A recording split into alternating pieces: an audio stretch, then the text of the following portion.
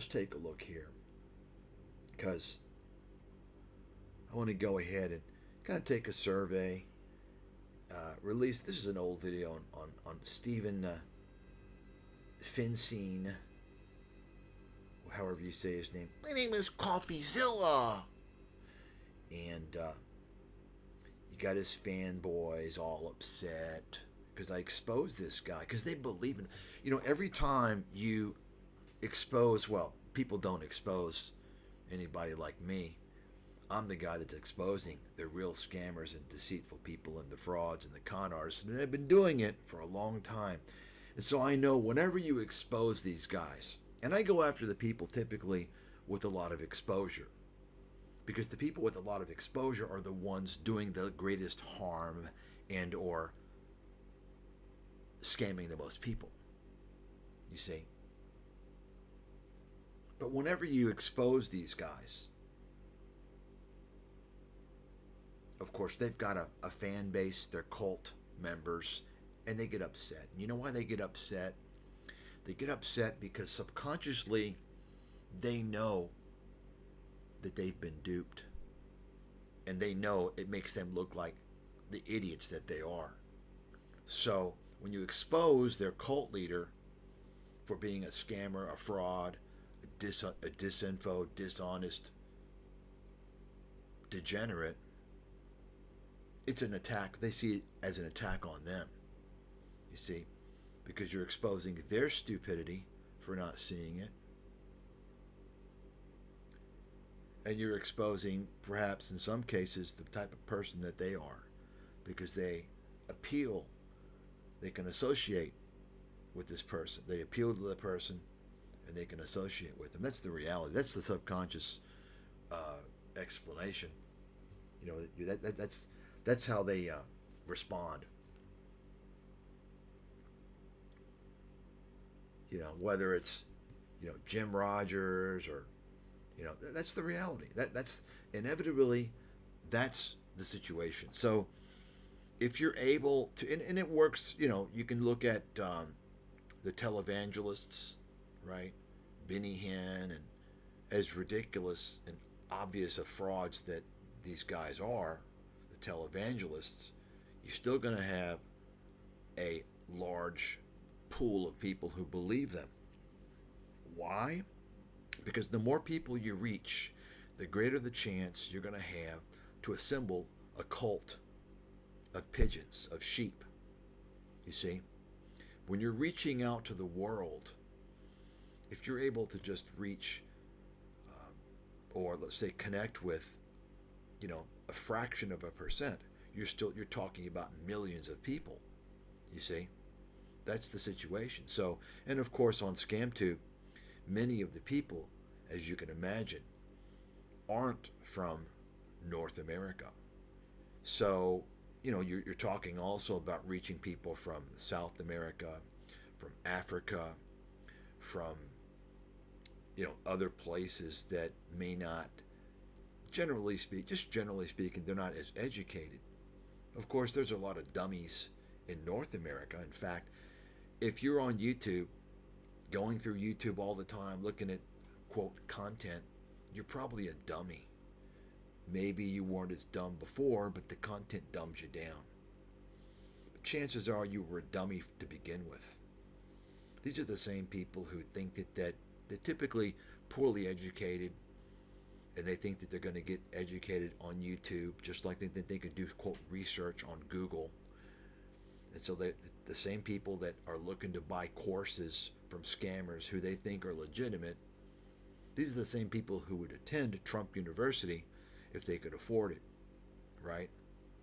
These are the people who have been told by kingpin con artists out there like Robert Kiyosaki and such that they don't need a college education, that college is a waste, a scam. You see? And of course, Kiyosaki and fellow scammers like him want to preach that, so you'll buy his shit, so you'll attend his webinars and fall into his quackery. You see? This is the big problem. People out there, folks, let me tell you something. College is not a scam. Anybody telling you that has no credibility. And chances are, if you're hearing that, that person's a fraud. They're trying to get you to buy their courses. There's nothing better that you can do for yourself than attend a college, a university. That's just a fact. FYI. So, who should I go over here? Should I review any of these? You got the YouTube attorney, Devin Stone, right? Folks, real attorneys ain't on YouTube. You got failed attorneys who can't cut it in the real world. That's the attorneys on YouTube, right? That's the reality. Same with physicians. It's just simple. It's a simple fact. If you don't understand that, then you're fucking stupid. It's that simple. Just like Patrick Boyle, right? Patrick Boyle, of course, I knew instantly when he comes to YouTube.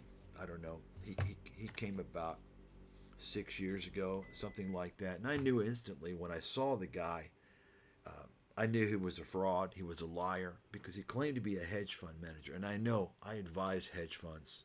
Okay. I know the industry well.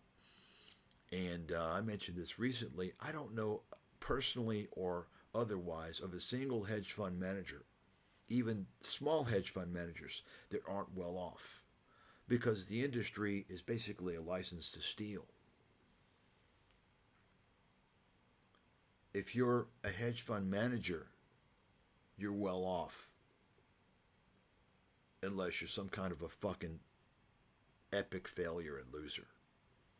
Which, as I mentioned recently, that would be the case of Doug Cass, the CNBC Street.com clown, who he's had free publicity for 25 years on CNBC. They tell you that he's an expert and he's great and this and that, and he gets to blabber blah, blah, blah, blah, blah, blah, blah, because his name is Cass. He's got the right last fucking name. You understand? But he's never really even all that time to even get a decent fucking AUM, because even the idiots that watch CNBC know the guy's a fucking clown, right? But anyway, I knew Patrick Boyle was not a hedge fund manager because no hedge fund managers are going to start a YouTube channel. Write that the motherfuck down. Boom, motherfucking boom. Okay? Write that the fuck down. That's a goddamn fact. For several reasons, by the way. Now, you'll have some of these hedge fund clowns. Sometimes they'll be on YouTube. Maybe they'll have interviews elsewhere, but they're not going to have their own dedicated channel where they're producing content. And when you take a look at the content that Patrick Boyle puts out there, it's for fucking kids. I mean, think about that, right? Think about that. So the only exception would be maybe you've got a hedge fund where the company is on YouTube because the fund is failing so bad. And that would be the case of Jeff Gundlach. You know, folks, it's easy. You don't even need to take a look at the fucking fund performance of these clowns. All you got to do is learn this fact. Remember who I am. Okay? The better you know about who I am and my credibility, my track record, the easier your life is going to be. Because some things you can't even verify that I'm going to say, because I have such an insider understanding of the industry that you can't know these things. You can't verify them. And what I'm about to tell you is this. Anytime you see some guy in the media always flapping his mouth like Jeffrey Gundlach, you don't need to look at the fund performance. You know it sucks. Hold on a second here. I got somebody at the door.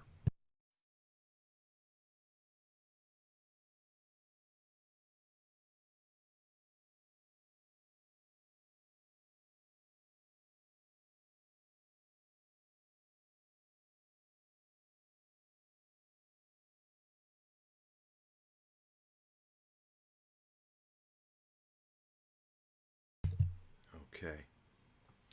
That's a fact, folks. Write it down. Write it down and prove me otherwise. Okay? You see, you're listening to somebody I would have to believe I'm the world's expert on certainly the financial media.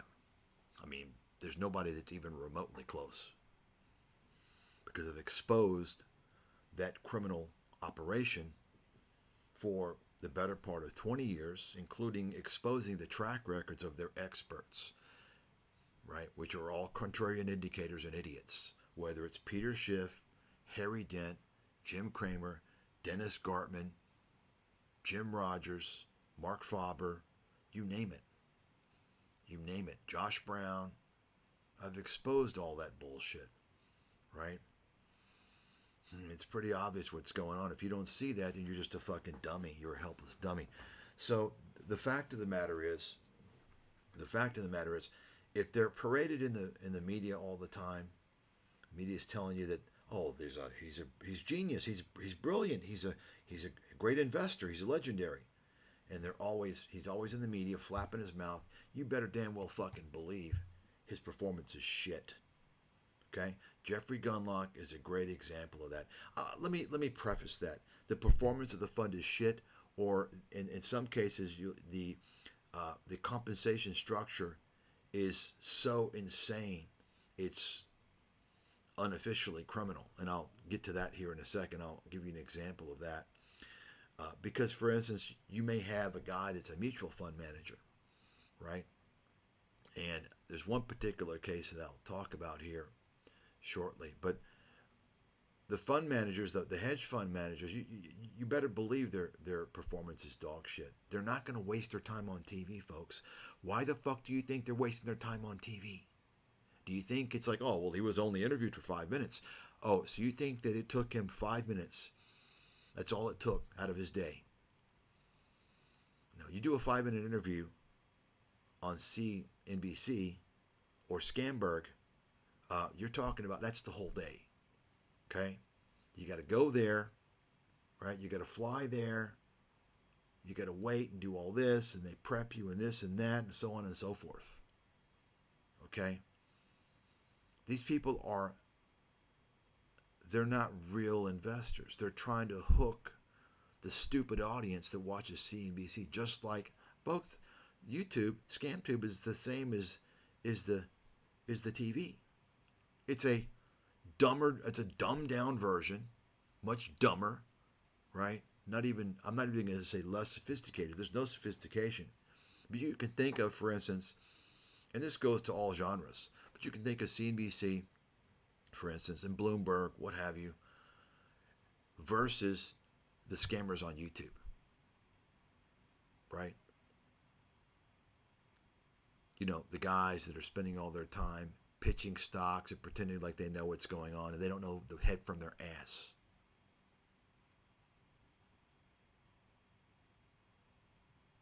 People who are competent and successful aren't on TV. Losers are, and they're on TV to create a perception that they're great, that they're wise, that they're great investors. Do you understand that? I mean, to me, it's common sense. If you don't see that, you're just you're lost. But if you hear that from me and you think about it and then you look into the people to convince yourself that I'm right, then you should never forget that in your life. Just take a look, folks. The list is very long.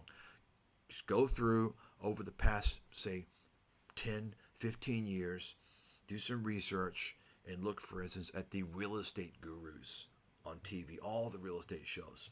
Take a look and see how many of them have been fucking frauds and scam people. Okay? And or have used that to launch a business and books and shit. It works. It's in all genres. The financial industry. Take a look. Okay? Another guy before Jeffrey Gundlach, and I've already exposed this fucking clown. I mean, do I need to do all the work? Do I need to pull up the tickers of his funds? They've all collapsed. Yet this guy is being interviewed as an expert. Why does anybody want to hear what he has to fucking say when his funds have collapsed? Right? Go right now and take a look. Go on his website. Okay, just do a search, Gundlach. Okay, I forgot the name of his company. And take a look at his funds. They've all collapsed. I showed that in the video. Folks, this is the way it works. Peter Schiff, same thing. I mean, it's fucking, come on. You know, several years ago, most of you probably don't know this, they had, 20 years ago, they had David Tice. Oh, well, he predicted the Enron bankruptcy, or he shorted Enron. They get some claim which is oftentimes not verifiable and oftentimes not true, and they live on that claim. The most recent one, it's not that recent, but the most recent one, the most prominent one is, oh, well, he predicted the financial crisis, and he didn't. I'm the only person that really did. If you're raising a real bar, which is what you have to do for something of that epic proportions, I'm the only person that did, and that's been confirmed by Grok 3 analysis, so you can see the links on the other videos on my website. I mean, I've known that. That's why I put up to $1 million bet on that for over a decade. Nobody has ever fucking challenged me. Because I knew that. The facts are in the books, right? But you're going to believe what the media says. Just like another one is common is, he predicted the 87 collapse or market crash, which, folks, that wasn't a predictable event. And by the way, 87, what? That's like what, almost 40 years ago? What the fuck? You understand? You see, the further back you go, the harder it is to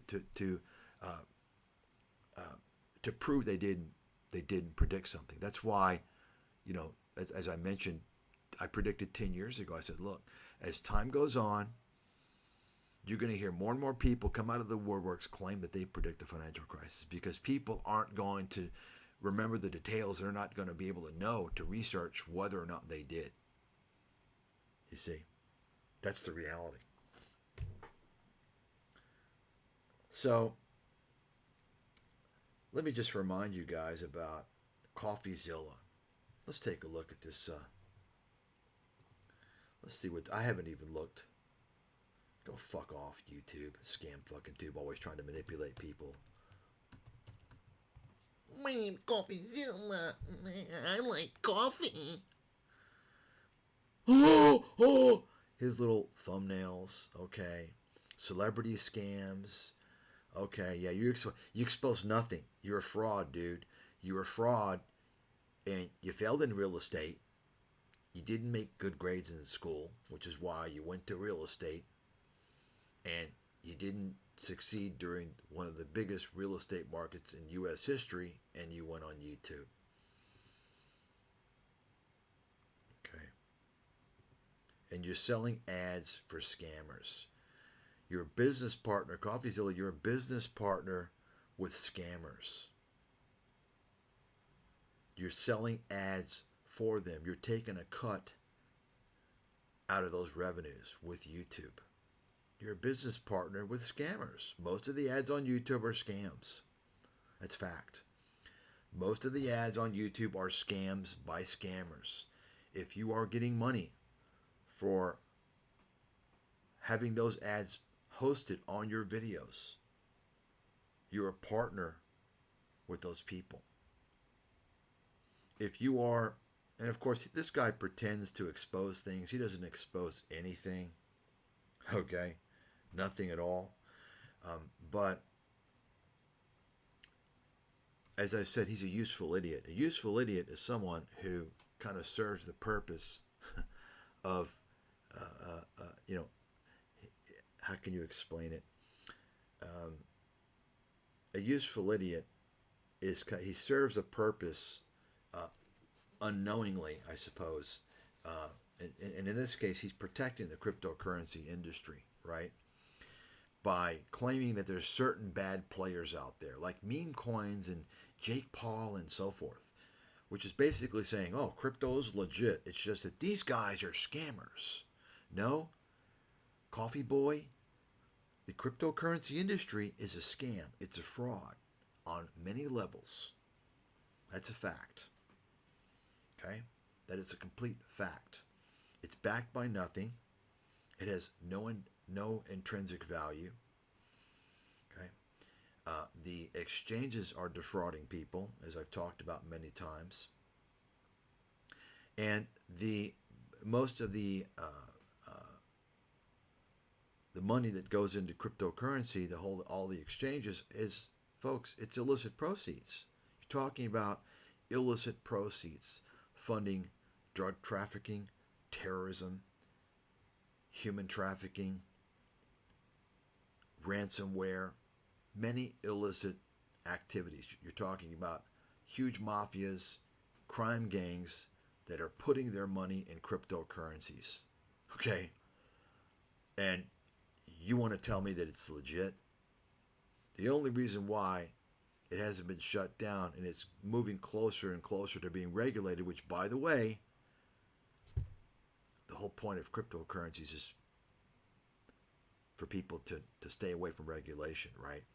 Decentralization, but you can see it's becoming centralized. In fact, as I mentioned before, if you're going through a cryptocurrency exchange, it's no longer decentralized. Of course, no one wants to point that out in the industry. They want to keep fooling people, right?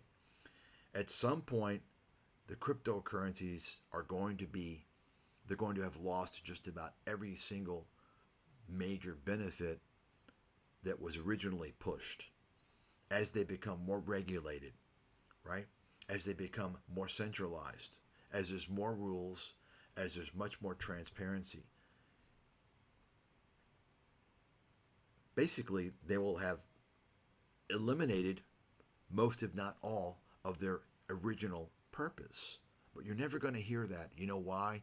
Because the big guys that are making the money, the real money, the guys that put out the coins, that own the exchanges, right?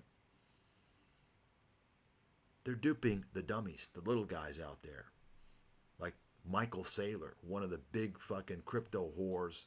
This guy is such a piece of fucking trash. I mean, who would even, it's amazing. It's like Steve Bannon. Why would anybody want to interview Steve Bannon? He's a convicted felon. He's a total scam artist. Michael Saylor, he's a tax fraud. You don't hear that, though. People don't talk about that, do they? That's what you're talking about with credibility, folks. Why would you interview someone who's obviously a fraud? You all know Steve Bannon. I did a couple of great videos on Steve Bannon. Nobody really understood what was going on with him and Kyle Bass and Mr. Kwok, right? You all remember that? Here you go. Steve Bannon's buddy Miles Kwok found guilty of $1 billion fraud. Also, Raoul Paul. Folks, I'm the only person in the world that exposed that fucking scam. I knew about it several years ago. Right? That's real scam busting. Okay? But you see, some fucking clown who's a failed real estate agent doesn't have any expertise. He lacks expertise so much that he wasn't even able to determine that Patrick Boyle, a guy that he wanted on his channel to interview to expose the whole stock trading industry as a scam, he didn't even realize that guy, Patrick Boyle, was a failed stock trader. He was a failed trader himself. You see, that's what and I'm the one that exposed that. That's why Patrick Boyle didn't come out and really pound the hammer, slam the hammer down hard, and say, look, anybody promoting short-term trading is a fucking scammer. He didn't say that, did he? No, he didn't. He just kind of, it's kind of hard, because he wanted the exposure to build his channel so he could fucking e-beg. Because Patrick Boyle had a little hedge fund that failed. He was involved in futures trading. I don't remember. I think like commodities or something. Okay? That's fucking gambling. It's day trading. Think about that. Coffeezilla was too stupid to even realize. He was too stupid to even realize Patrick Boyle's the last person you want to interview, the last person you want on your side to expose short-term trading, day trading, and bullshit like that. He has no credibility. He's a fucking same guy who promoted Tom Nash, built Tom Nash's channel. Tom Nash is one of the biggest frauds on YouTube and idiots. Remember, Tom Nash is the guy that was telling everybody that no one uses PE ratios. Go to Wall Street, anyone that's worked on Wall Street, and ask them. And they'll tell you that no one uses PE ratios. Remember, he said people only look at price to sales. Now, of course, Tom Nash has changed his tune. He's changed his tune since I've humiliated him. He talks about PE ratios. I mean, you got a guy who's using YouTube, making money, fooling people, just pumping the latest fucking stocks that are being pumped. He has no idea what he's talking about. And in the meantime, he's trying to learn about investments. One way he's learning is from me, which is why, that's why I don't come out and discuss things. I don't want to teach these fake fucking guru scammers. They're pieces of shit. Okay? That's what I mentioned before, folks. It's the same thing as a televangelist. They sell hope. People want hope. They're attracted to hope. They're going to fall for cons because they're greedy and they're stupid. Greed is the most important factor, right? Greed. Getting something for nothing. Getting something that you don't deserve, right? It doesn't exist. It's a scam, always. Selling hope, right? The people that sell hope or fear. Hope or fear. Okay? You see the same thing on CNBC and the other financial networks that are all scams. You've got, CNBC, of course, you've got the guys that sell hope, the perma bulls, everything's great. And that's when they want to have a spin. So they'll bring in some clown, some contrarian indicator, perma bear, doomsday guy like Peter Schiff, right? Telling you how everything is always going to be bad. He's selling fear, scaring people. And this whole fear-mongering shit has got a very long, dark, and deep past. You're not talking about something that's contained. Folks, this goes back many decades ago. Many decades ago. Most recently, over the past 2+ decades, you're talking about Alex Jones type of people, right? You understand. And all that falls into the whole gold pumping bullshit. So, it's just disgusting. I don't know what's more disgusting. The people that engage in this chicanery or the people that fall for it. Because the people that fall for it, I mean, they're the ones that ultimately fuel these frauds. They create the demand, right? And they're so fucking stupid. I mean, it just really kind of upsets me when there's people that are so utterly stupid. I just, I don't know. It's disgusting to me. It really is. Because when you have a large number of stupid people, ultimately, that's going to shape your world. Do you understand? That's going to shape the world that you live in. The world that you live in is going to be fucked up because there's so many stupid people out there. A great example is, you've got the people out there who want to tell you that, COVID was a fraud. It was a fraud, they want to say, right? The anti-vaxxers. The vast majority of which don't even have an adequate background in the biosciences, right? And the ones that do are complete frauds, right? You see? So now, and I've talked about this mistrust, right? This mistrust of the establishment, which really began probably, I would say that the watershed event had to have been the details surrounding September 11th, 2001, the so-called attack on the World Trade Center. The world has been very different ever since that time. You talk to these young kids, they don't understand. There were no airport security checks before 2001. One reason why traveling through the air sucks because you got to go through all the bullshit in the airports, which did not exist before 2001. You see. But of course, that's part of America. In America, they create this. It's fear. It's a people live in a fear state. You notice that Americans are always afraid. So, and the media creates that. Afraid of terrorists, afraid of this, afraid of that. So, because if they make you afraid of something, they can convince you to agree to preemptively attack or kill, right? Attack a country or kill an alleged terrorist who's out to get you. And this is exactly what we're seeing right now with Israel.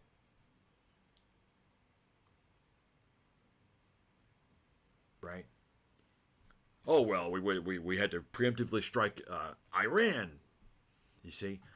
Complete horseshit. Complete fucking horseshit. Folks, this is what's going on. So going back to September 11th, 2001, the World Trade Center collapses, right?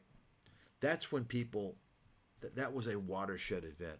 People, because some of you don't know this, but this went on, the debates went on, and it was not even debates, it was mostly people who were going out, and of course, it wasn't just all legitimate or reasonable conspiracies. You're talking about a lot of horse shit, and there were a lot of gatekeepers there as well. You know, people that made up stupid ideas. Um, you know, I remember seeing and hearing all that shit. So it's the same thing with COVID. You know, is that you had just ridiculous things on both sides, and as a result of of this disinformation from the government, over the years, people have come to trust the alternative. And the alternative, as I mentioned previously, is, folks, they're all about scamming you. It's all about money. They're using the mistrust that you have of the establishment as a way to pitch their bullshit to you. Alex Jones, oh, well, Jeff Rentz, oh, Fukushima, right?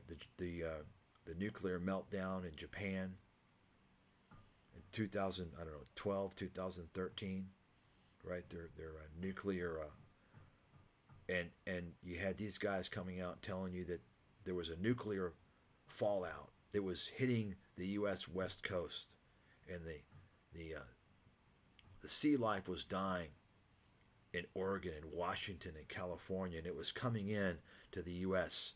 because they had their guys on the ground with their Richter scales, their radioactive detectors. I kid you not. Jeff Rentz was doing this shit, Alex Jones, and therefore you can buy their iodine pills. You see? And nothing happened to these people. I mean, these people should be in fucking prison for pulling these fucking swindles. And of course, Alex Jones continued, and he saw how much money he was making, got to the extent that he went overboard with the Sandy Hook thing, and he crossed the line, and he ruined his chance to become mainstream. In his place now, you've got Joe Rogan. Okay.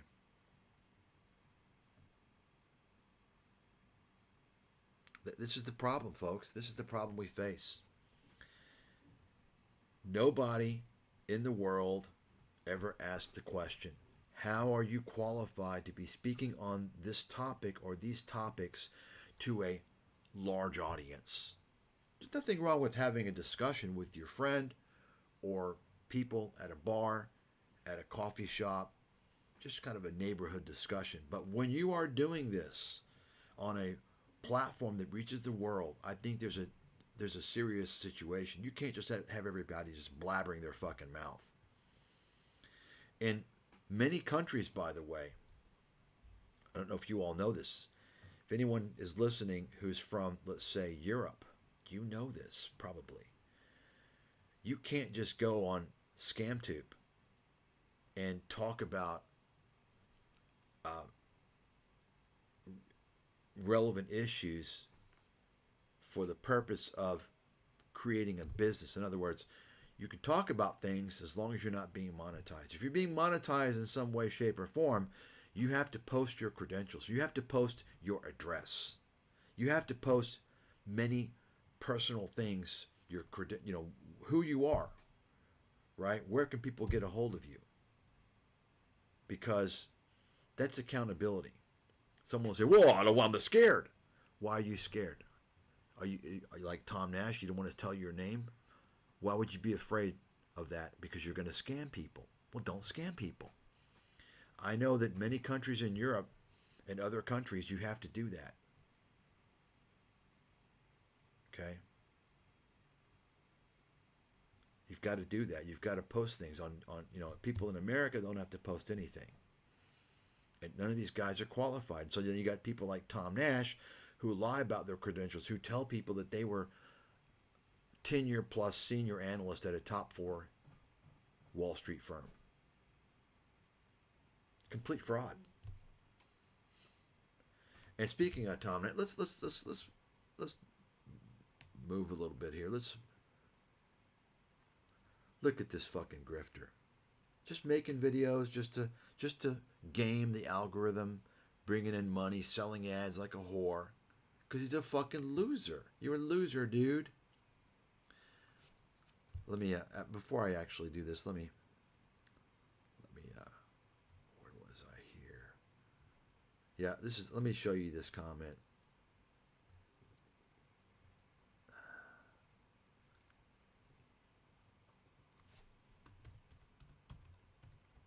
I need to take a break. I've got a research presentation here in a few hours. So I wanted to look at this. Folks, when you see people making thumbnails like this, they're a fraud.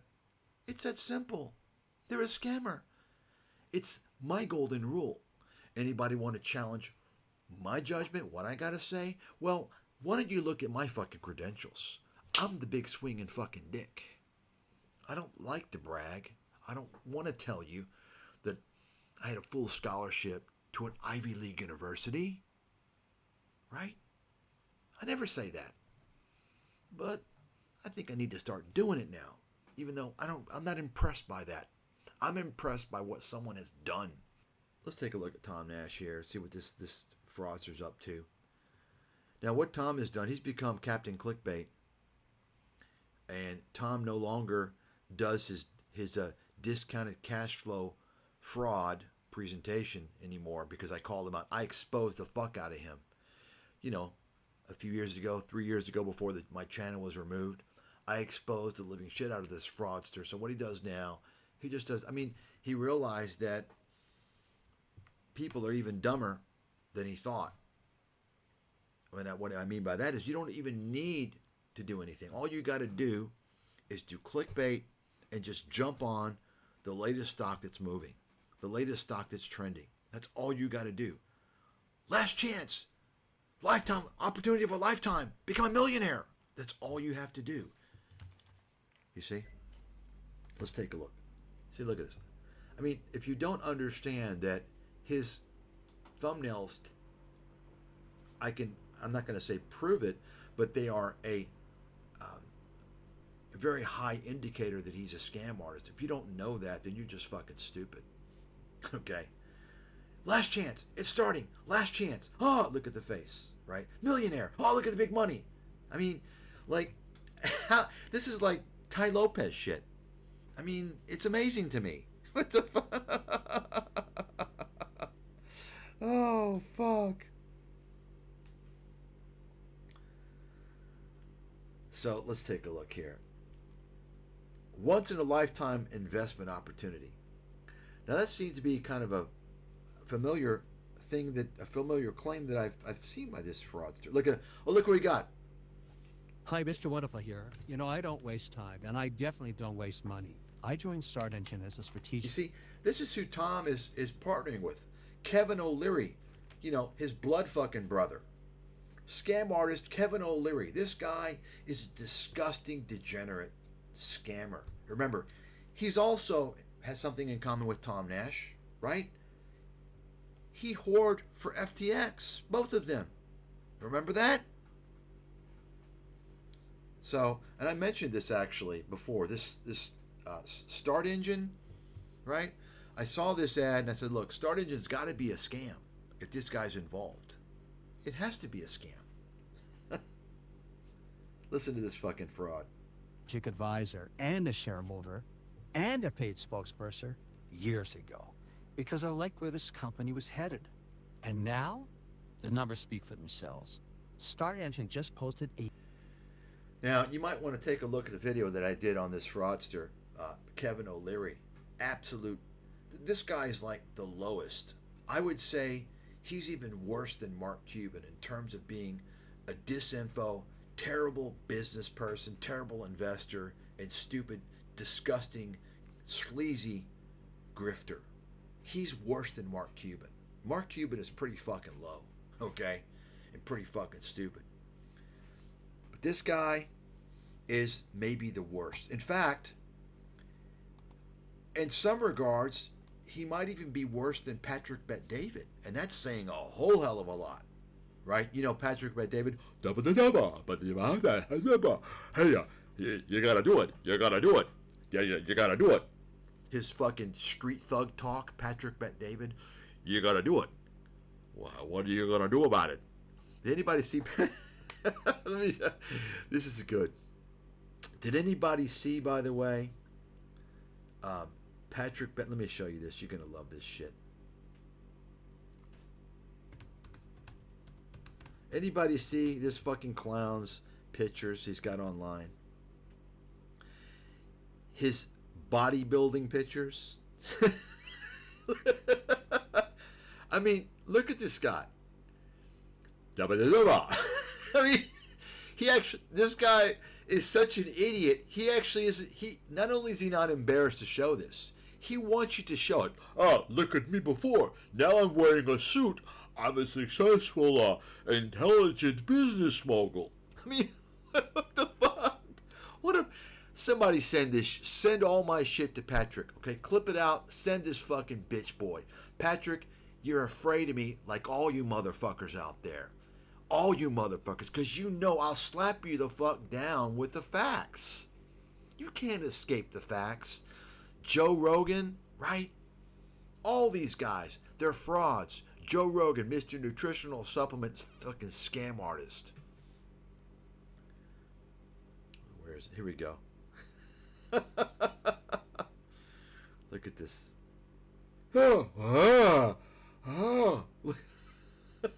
What is this guy? A fucking raccoon? I mean, look at this. It looked like a raccoon. Am I wrong? Something is wrong. Did he alter the picture? Oh my god. Oh my god.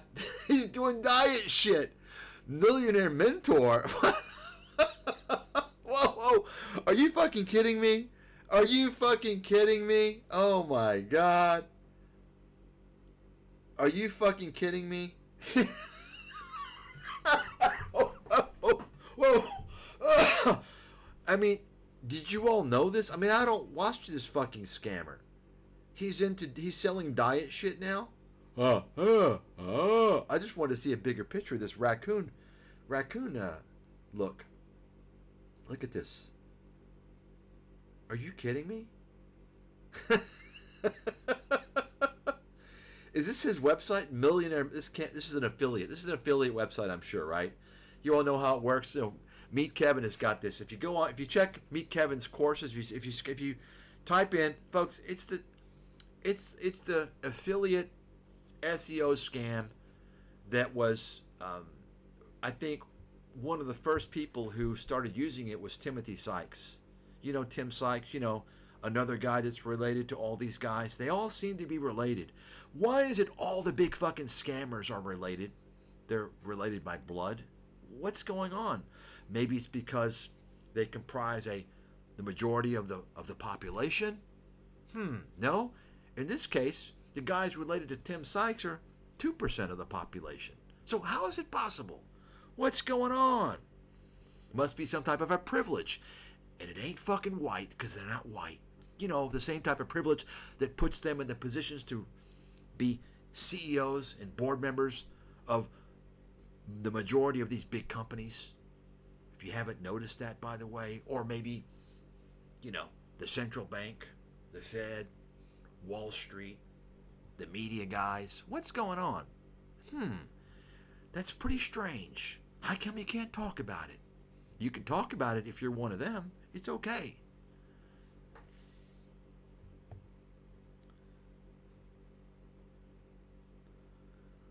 So, so let me show you here. So what I was saying was the Tim Sykes started this shit a long time ago. See, what you do is this.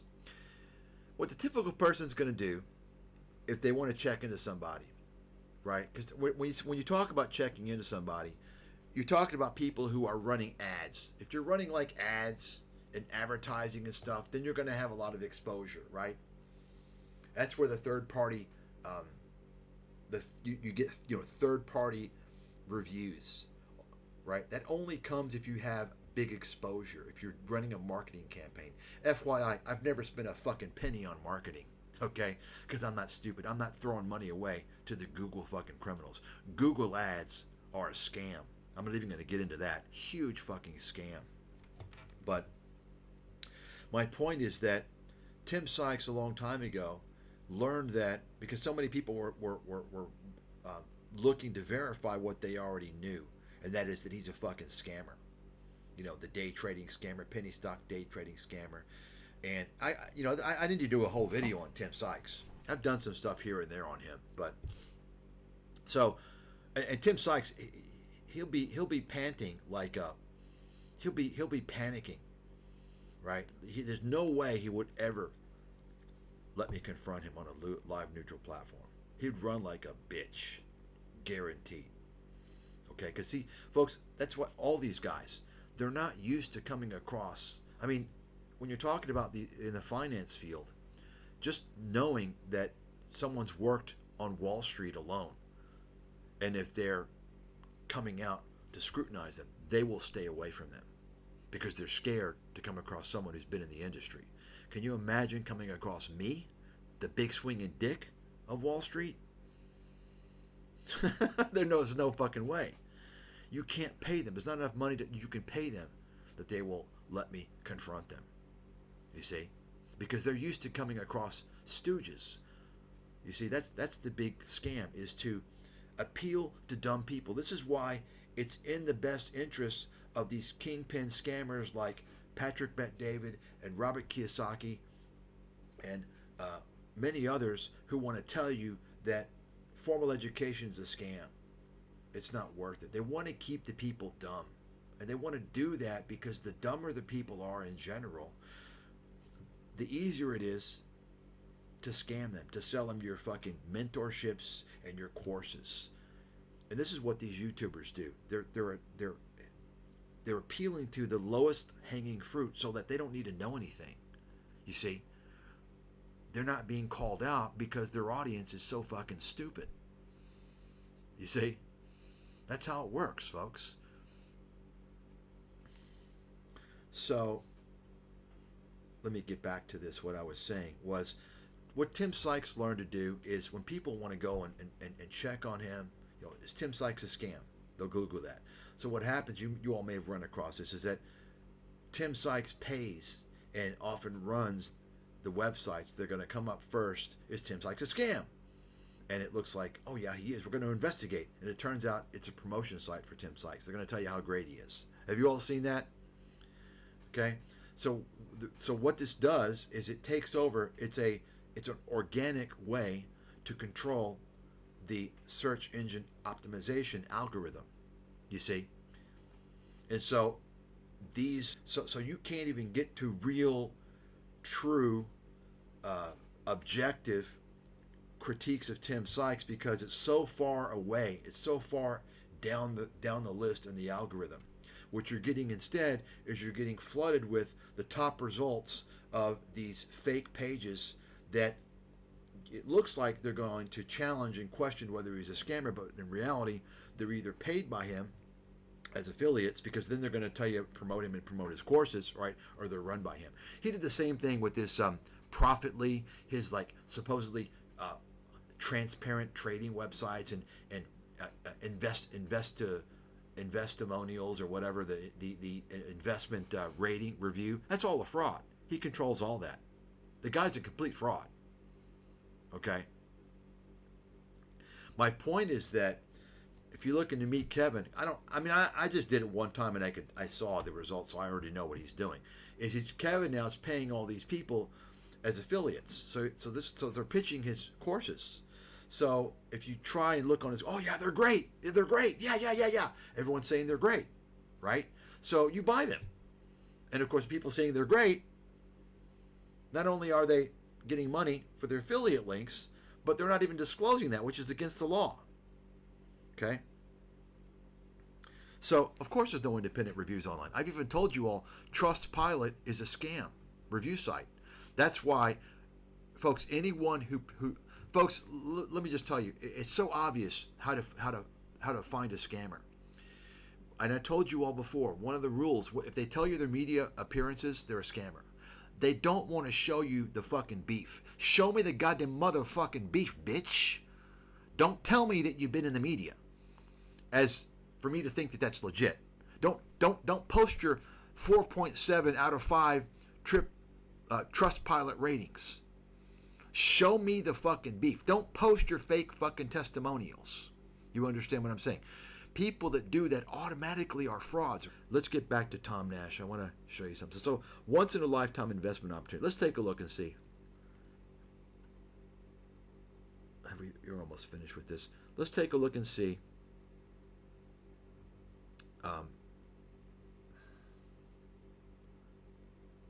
With Tom Nash, I want to do a search on his channel. Okay. All Tom Nash does, I told you before, folks, he just pumps the same stocks as this Tom Lee clown and this this fucking Weedbush Morgan fucking guy who dresses like a clown, right? He has no credibility at all, by the way. He's a complete fucking clown. Weedbush, well, it's not Weedbush Morgan. It's Weedbush now, I think.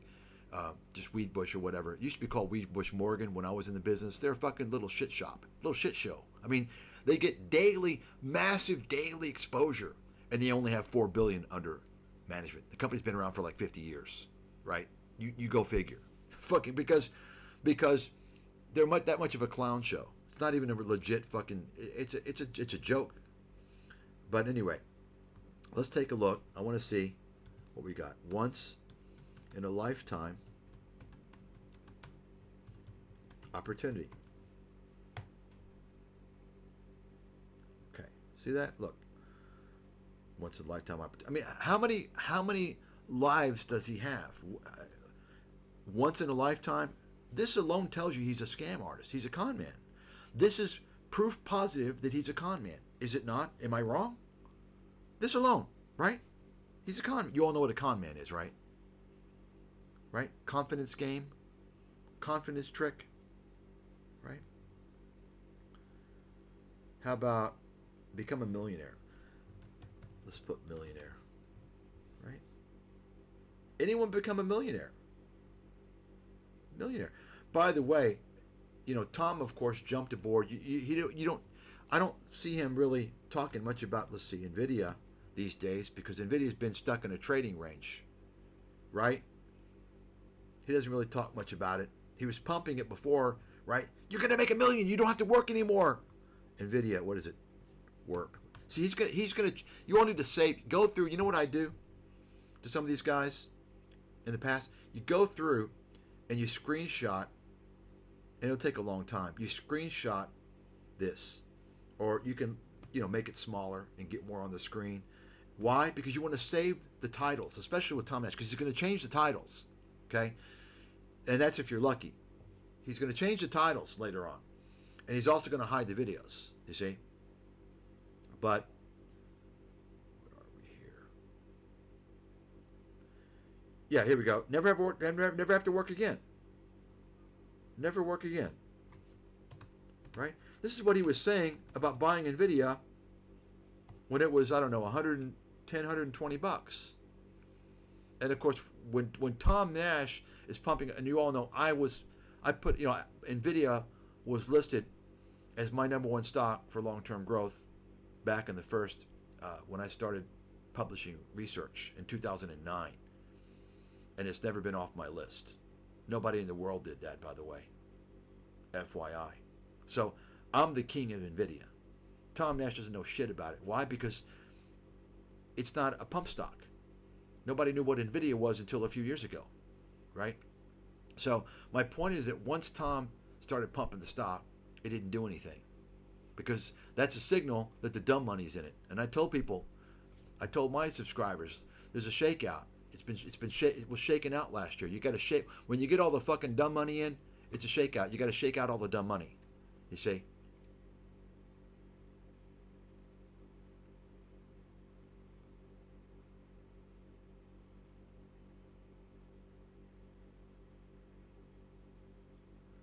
So, look at this. Look at this. Tell me alone just from these posts, he's not a scam artist. Never work again. Never work again. Never work again. Never work again. Never work again. Yeah, Dan Ives, the fucking clown, complete fucking loser. I could just chop this guy up easily.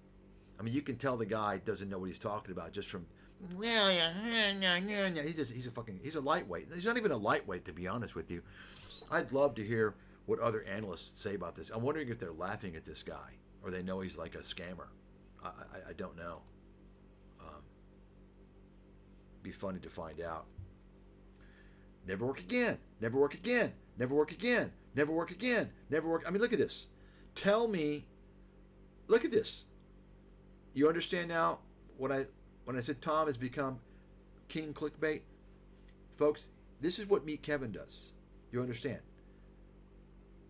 Oh, he's got the University of Michigan shirt again on. Fucking fraudster. So Tom went from, remember, this fraud, this Israeli degenerate who was always talking about being Russian and posting a picture of Putin in the background. Remember that? I'm the only person that fucking spotted how he removed the Putin picture. Nobody else spotted it. None of these little YouTube fake detective guys that pretend to go after Tom Nash, they didn't spot it because they're fucking stupid. Folks, you're talking about... Folks, listen, if you've got someone who's supposed to be, you're going to trust what they're saying, you're going to trust their judgment. First and foremost, if they're young, okay, they're young. They don't have experience. They don't really know a whole lot what they're talking about. Are they intelligent? Right? Where do they go to school? Okay. School's only going to get you so far. Right? It ain't going to get you that far. But I'm just saying that if you look at these people on most of these channels, right?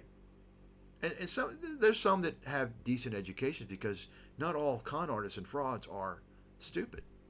Some of them are crafty and clever, and they use that to deceive and defraud their cult members. But a lot of them are just plain fucking stupid, right? But if you look at this and you don't know that this guy, Tom Nash, is a scam artist just from this, then you're really out of touch. Right? You're completely out of touch. This is just trying to lure in the greedy, desperate people. Right? They think that they're going to never work. Think about it. I mean, folks, do you understand, like, not in any possible previous or future life that potentially I might have or might have had, or any alternative universe would I ever say you'll never work again if you buy. I mean, I would never do. That's so weird. It's like you're not credible if you'd say that. You're a complete scammer by making that claim. Does everybody understand that? Do you all understand that or no? If you're younger, maybe you don't understand that because you've been fucking indoctrinated with this whole hustle culture, which is a scam. Folks, intelligent, legitimate people don't make those claims. Do this and you'll never work again. That's a scam. It's an obvious scam. If you don't see that, you need to have your brain checked. Have your brain checked. Please. Okay? So let's take a look now. Let's finish off with this this scam artist here.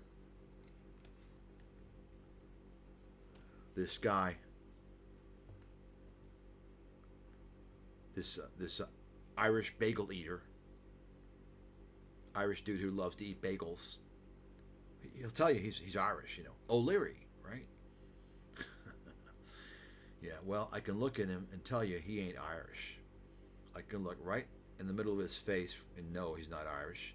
I can listen to the way that he is a scammer and tell you he's not Irish, although, you know, I'm sure there's some Irish scammers, but they don't talk like that.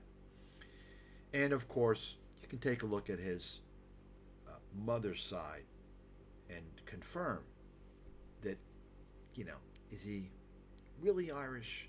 You know, living in Ireland, having a family that's from Ireland, yeah, nationality wise, you're Irish. But let's talk about your ethnicity, because that determines your value system.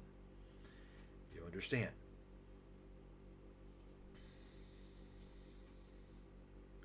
Let's finish this out here. $30 million Q1 revenue. That's not a typo. That's 3x growth. Look at him. This guy is such a failure. Think about it. Kevin O'Leary is a professional speaker. That's all he is. You all know that, right? He's a professional speaker. And he's such a failure and loser and low IQ idiot that he can't even after all this experience and practice he has as a professional speaker. You can see him looking at the fucking teleprompter. What a fucking loser. Like, dude, is this your first time reading a teleprompter? You've got years of experience doing that. Look at him. Look. It tells me that probably, you know, he didn't even prepare for this. Year over year. Look at him. That's an incredible number. Here's the part you need to hear. They're still raising money. Look at him. He hasn't even looked at the screen. Only lasts He's looking June. down the whole time. Now you can join the future startup. What a investor. fucking failure. Of course, it's up to you. You're a failure, dude. But just remember, and a fraud. this round closes next month. You're a fraud. That's a fact. Take care, my bitch. friends. So let's take a look.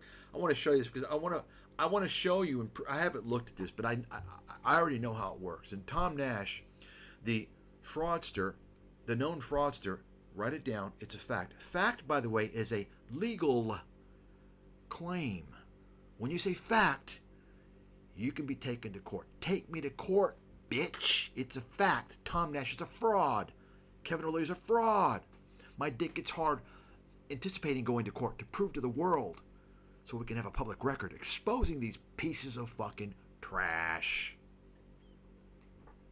I've already mentioned that Elon Musk is also related to O'Leary, okay, through his mother's side. I mentioned that a long time ago. In fact, I'm not convinced that Elon isn't fully related because his father not only has one of those weird names, but you take a look at his physical appearance, and I'm leaning towards full all out, by the way. Which would explain why he was able to purchase Twitter, because you do know, of course, they're not going to let you purchase a media company unless you are related to them. You know that, right? That's fact. Write it down. Write it down. Okay.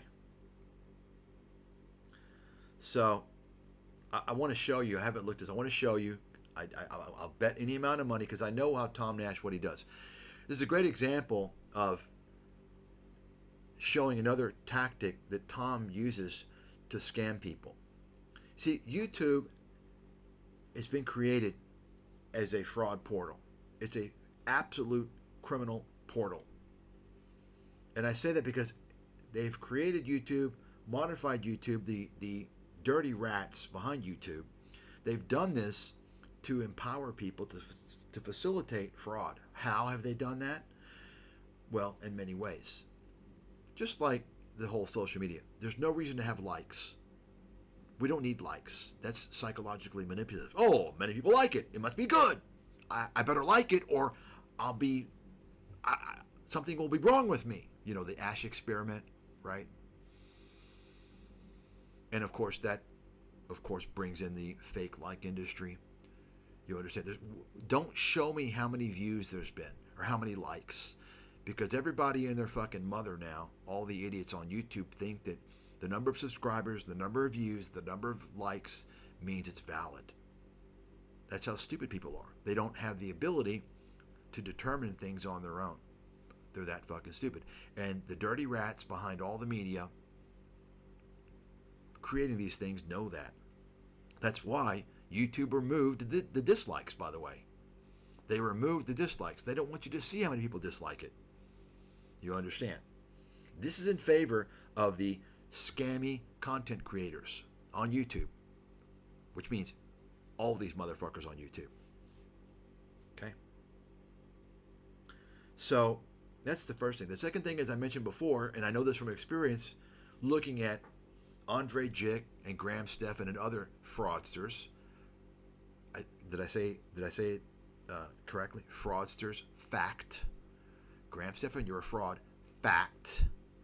Andre Jick, you're a fraud. Fact. Okay. I remember seeing how they altered, and Tom Nash has done it too. All these guys have done it. They've altered their description, their video description. You see, you can change it at any point in time. You understand? So this is why nothing on YouTube is fucking valid. Because there's not a permanent record, and you can alter it at any time you want. You can alter the videos, you can edit the videos anytime you want, like Tom Nash has done. I've proven that, I've shown that. You can alter the description, like these FTX fraudsters did. They removed their FTX endorsement and their affiliate links. You understand that, right? And there's no way that you can track that. YouTube is a completely criminal machine. YouTube should be shut down. Okay? So, the other thing that they do is they allow the owner of the channel to remove content, or I'm sorry, to remove comments, to delete comments, to block people, right? And this is one of the most common things that the biggest scammers do. And Tom Nash does this all the time, which tells you how much time he's spending on YouTube. Okay? Tom Nash deletes every single negative comment. Why? Have you ever noticed, like, you go to the Scam Artist channel and there's nothing but positive comments, right? And of course they do this. It's a swindle. It's fraud. It's what it is. It's fraud. Understand, folks, if you are controlling the publication of your channel, not just the videos, but the comments, if you are involved in the publication of the comments, if you in any way, shape, or form are involved in determining what comments are published and what comments are not published, that means you are now manipulating the discourse. And you're doing so as a way to deceive people. That's fraud, by the way. That's fraud. Anybody that does that is committing fraud when we're talking about running a YouTube channel as a business. Does everybody understand that? Maybe you want to go to Legal Eagle, Mr.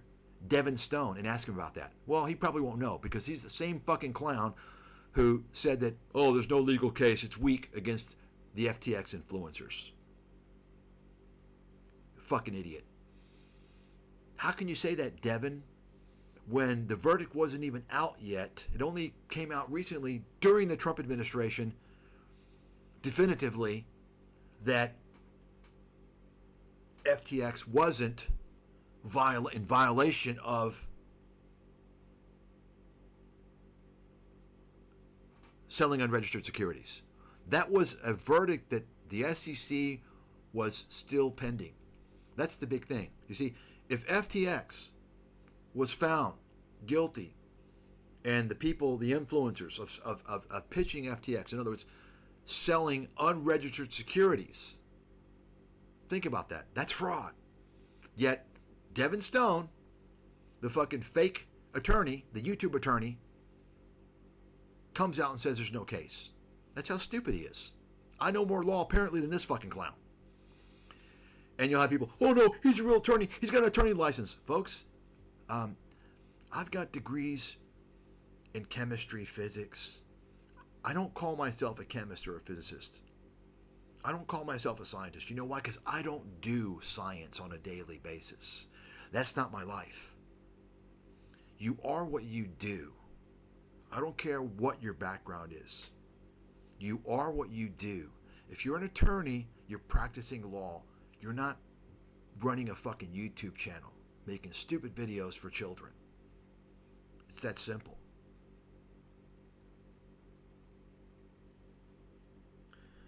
But let's go through the comments now and take a look. We'll see.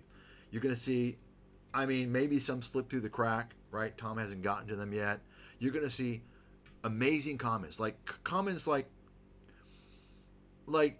you're talking about unbelievable. They look. In fact, they may even be fake comments. I'm sure we're going to see some that are just, oh, you're amazing. I can't believe what you've. I'm so up. I'm up 1,000%.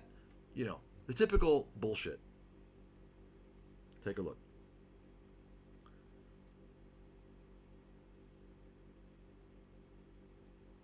These classes are so valuable to us that receive zero education markets in public. So this guy who doesn't know proper grammar, right? He's saying, once again, this is all about people saying that they think that they should get education about the financial markets in school. You remember Kevin? Kevin comes on TV and when he's doing his little fake governor run, you know, that was a fake run. Anybody can run for governor. You know that, right? Especially California. It's so easy because nobody wants the job. It's a bunch of failures. Anybody remember like 15 years ago or so? Something like that, when they had like the biggest clown show, the gubernatorial race, when they had like Gary Coleman, you know, that short black midget guy from that TV show. Gary, they had like a porn actress. It was a complete fucking circus show. I think that may have been like around the time when Arnold Schwarzenegger won. Okay, they had like a bunch of. Did anybody remember that? By the way, anybody? It was like shocking. But anyway, so Kevin, I remember he was doing an interview, and he goes on TV. Well, no, this is, you know, it's amazing. You know, I want to do great things for the state and the people. They deserve that. And we need, you know, I want to bring financial education to our state because the children need financial education. And I'm thinking, like, you understand. Can you imagine? Folks, let me explain, because all you're hearing, all these fraudsters out there are telling people, and the people are puppeting it. They're parroting it. You got people, they hear something over and over again and they believe it. So everybody and their mother now thinks that they need financial education. No, you don't. You don't need, there's a reason why. I mean, why do you think our educators don't have financial education in the school system? Think about it. You got people, our education system has been built over centuries by people who do nothing but focus on that. And all of a sudden now you got some fucking grifters who want to tell you, whether it's Robert Kiyosaki or meet Kevin, that we need financial education in the school systems. No, they want to introduce that mentality so they can infiltrate the school system at an early age. Nobody needs financial education. What they need is a real education so that they can become productive members of society with promising careers, and they can think critically and intelligently. And you know what? If they're doing that, if they're enabling themselves that way through getting a good, solid education, they won't need to worry about financial education. They'll have plenty of money and they'll figure it out. It's not that difficult. The only financial education that these people need is to buy an index fund. It's that simple. Anybody who's spending all their time, right, going through all this investment content, I'm watching this and I'm going to research this and this. If you're going to do that, you better be with the top big swinging fucking dick. Otherwise, you're wasting your fucking time. You're not going to do shit. 95% of the people, if not higher, should just buy an index fund and forget it. You understand, folks? It's just like the personal finance space, which is another scam racket industry, right? Just a bunch of fucking parasites. It's that simple. Of course, Tom is removing all the critical comments. That's what he does. Everything's going to say, "You're amazing, Tom." I just keep getting. Notice how, folks. Notice how you're seeing this emphasis, right? Just read this. So if you don't know this guy and you read the comments, you're like, "Oh my God, this guy's the one." Folks, people don't say this about the perceived great investors of the world, Warren Buffett or anybody else.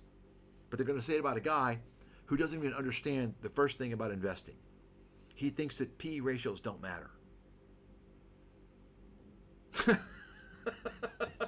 I mean, think about it. Look at this. Look at this. Okay? So ask yourself, what's so bad about that? Because if you don't know this guy, you're going to be swindled by this. You see this? This is why it's important for you guys to expose this fraud. He's an absolute fraud. And if you don't see it, you're fucking stupid.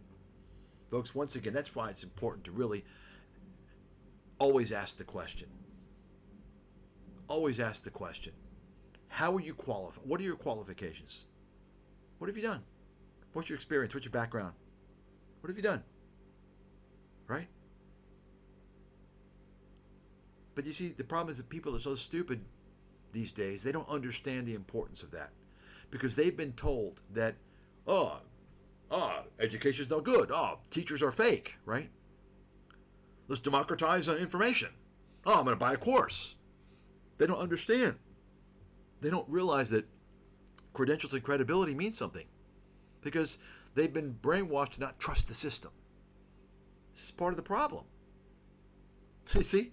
So they're being led down the gutter by an army of fucking con artists and frauds. The world is in deep trouble. It's in deep fucking trouble.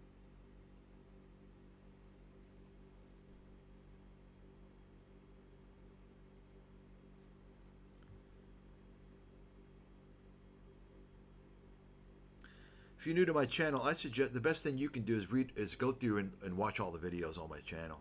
Okay? This channel is not like any other channel. Mine, that is. Okay? My stuff is like each video is like reading a fucking book.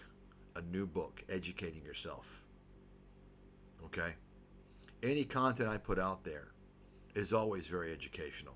I know this from a fact. Even stuff like this, which is very, just kind of not planned or anything like that, off the cuff. That's the best thing you can do, especially before this channel ain't going to be here forever. It'll be eventually taken down. I can guarantee you that. Okay? Best thing you can do is just watch all the videos, and then you'll realize what's going on. You see that? Look at this. Thank you, sir, for not using clickbait to sell a course. Oh, really? He's not doing that? He's not doing that? Wait a second. Let's get here.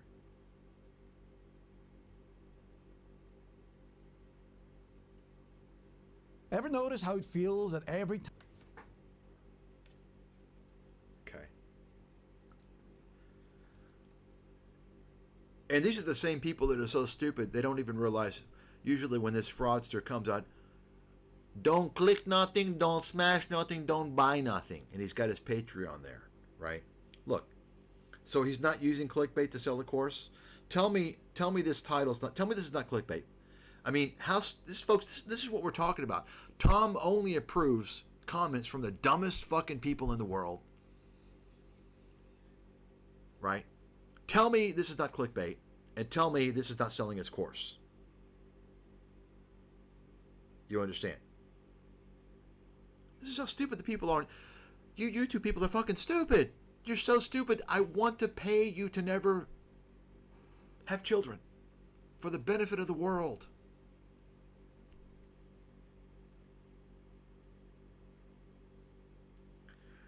That's not even reverse psychology, dude. That's not even. It's reverse psychology is not obvious. Okay. I don't even think that qualifies as reverse psychology. That's the same type of bullshit that Alex Hormozy, I'm not trying to sell you anything, and he is. Which, speaking of which, let's see Alex Hormozy, the fraudster, or according to some people, his name is Horowitz, right? Which, I don't know, why would he want to change his name, right? The fraudster. Now he's got 3.5. You all see the video I did exposing him? He had like, I don't know, how many, 50,000 subscribers. Now he's got 3.5 million, right? This is a guy, and you could just check his site. I mean, I mentioned this like, well, I guess he's so stupid he doesn't want to remove the first video. He thinks the first video, or one of his first videos, is epic. This is the first thing I came across, right? This scam video. Like, oh, okay, you're showing me that you sold 500 gym memberships in this fucking ghetto, which there's not a gym there. Am I supposed to believe that you did it because you said you did it? No, no, you're a fraud. But anyway, let me show you here.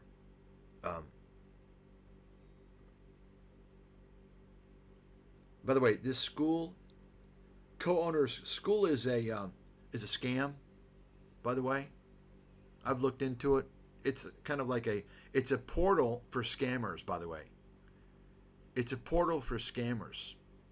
So in other words, first of all, it's a kind of a it's a digital portal for scammers to sell their courses to you. And one of Tony Robbins' multi-level marketing scam, internet marketing scam artist guys is on there. I forgot the guy's name. Shit. Let me find his name here. Let's see. Fuck. Let me go back to that video, the syndicate.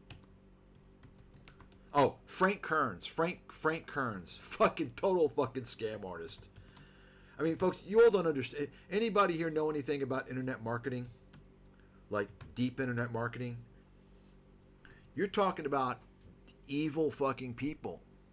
You're talking about people who are specifically working on ways to manipulate your mind to scam you. Okay? So, this school is a complete scam. In fact, you might want to sign up. And don't sign up through an affiliate link because the person gets 40%. That's why it's being spread so much, because the commissions are so high for. I think you can join free and join someone's school, and you can roam around there and see what a scam it is. It's a complete fucking scam. Like all the people that are scammers, internet marketers, selling courses and shit, they're all on there. By the way, okay. So he makes it look like wow, you're a co-owner. So he paid like about $200,000 to be a co-owner of this fucking little website. This is the same guy who made $100 million. No, it's all lies. Alex Hormozy's a liar and a fraud. Folks, why not lie to people and tell them that you made $300 million and whatever? Because he doesn't go to jail. He makes money from dummies. They're going to sign up for his shit. There's no punishment. You understand? Just like these fake investment gurus pitching FTX. They cause people to... Can you imagine these people who pitched FTX? Right? They got paid to do it. I mean, there's many people, of course, but let's just take a look at the YouTube frauds. Imagine the influence they had. Imagine how much business they brought FTX. How many people suffered and lost because of that. And guess what? At the end of the day, they didn't pay the price. What does that mean? It means crime pays. They're going to keep doing it. This is the fucking problem we have in the world. This is one reason why capitalism is in a crisis. And if you didn't see that 15 years ago, in the aftermath of the 2008 financial crisis, when there was not even a single investigation on Wall Street. No one investigated Wall Street for fraud. There was not even an investigation. I wrote about fraud in my book that predicted the crisis. I'm the leading expert on the 2008 financial crisis. Somebody out there, debate me on that with a neutral platform. I'll bet anybody $1 million fucking dollars. The only thing is you got to front it. You got to put it in escrow, and I'll do it as well. You see, because escrow means you're not flapping your mouth. You're willing to bet it, and whoever wins, the money is released from a legal department, a law firm, to the winner. You got it? I'll go lower for some of you broke bitches out there. Just take a look at what Grok 3 says. Okay? Nobody comes remotely close to me on the financial crisis. Nobody. That's fact. So, I'm telling you that not to brag. Once again, folks, it's important to know who the fuck you're listening to. Who the fuck you're listening to. Because once you find someone who's the big swinging fucking dick, who's honest, who's been banned from day one, then you know you got the real fucking deal. Who can't be bought off. Why do you think I was fucking banned? Because I'm too fucking intelligent, too courageous, and I exposed the shit. I exposed the U.S. system. Wall Street, the healthcare system, the trade scam, free trade scam. I wrote about political correctness, illegal immigration 20 fucking years ago. All the stuff I exposed. Okay? And I got banned for that.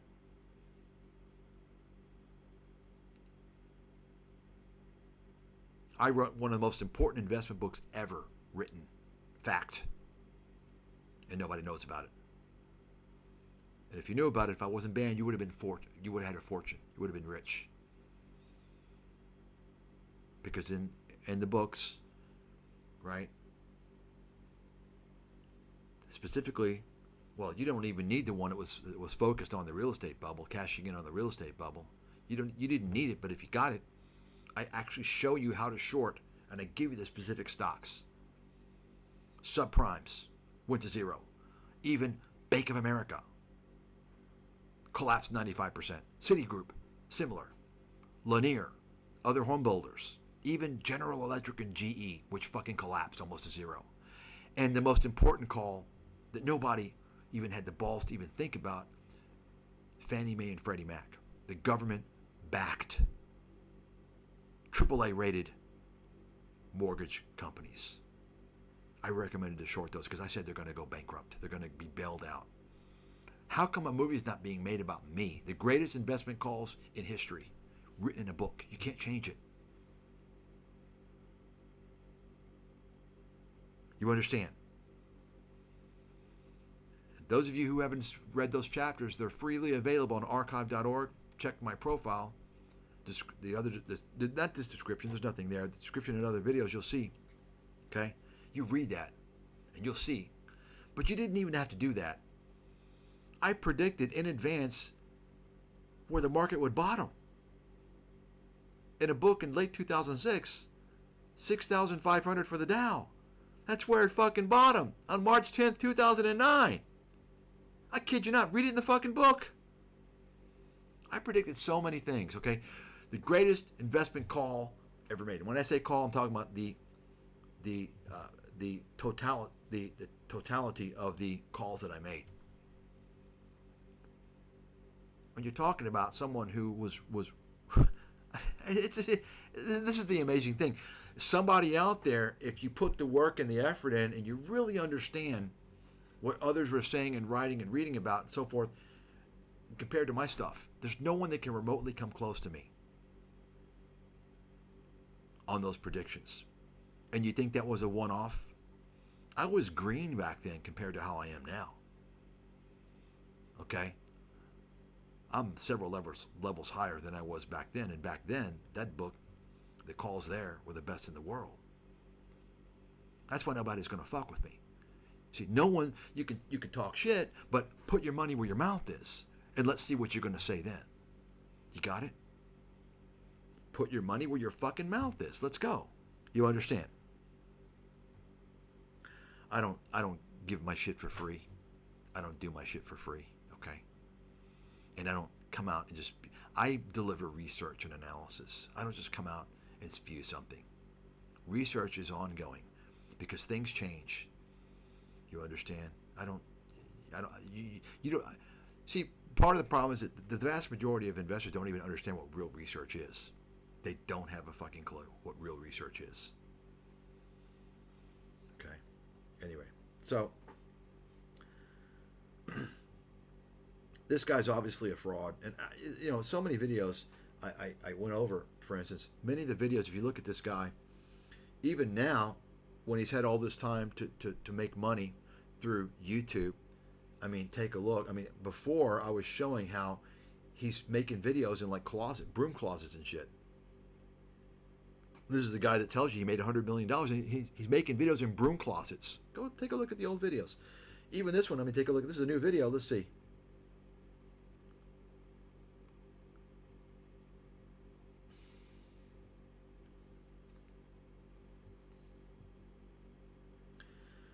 All you got to do is go in the description of the channel of my channel, and you'll see the chapters on the financial. You'll see 2 chapters, one from each book, that predicted everything. Okay. Actually, there's three. I recently added some additional excerpts on archive.org from chapters 16 and 17 from my 2006 book, so you can see the detailed analysis of.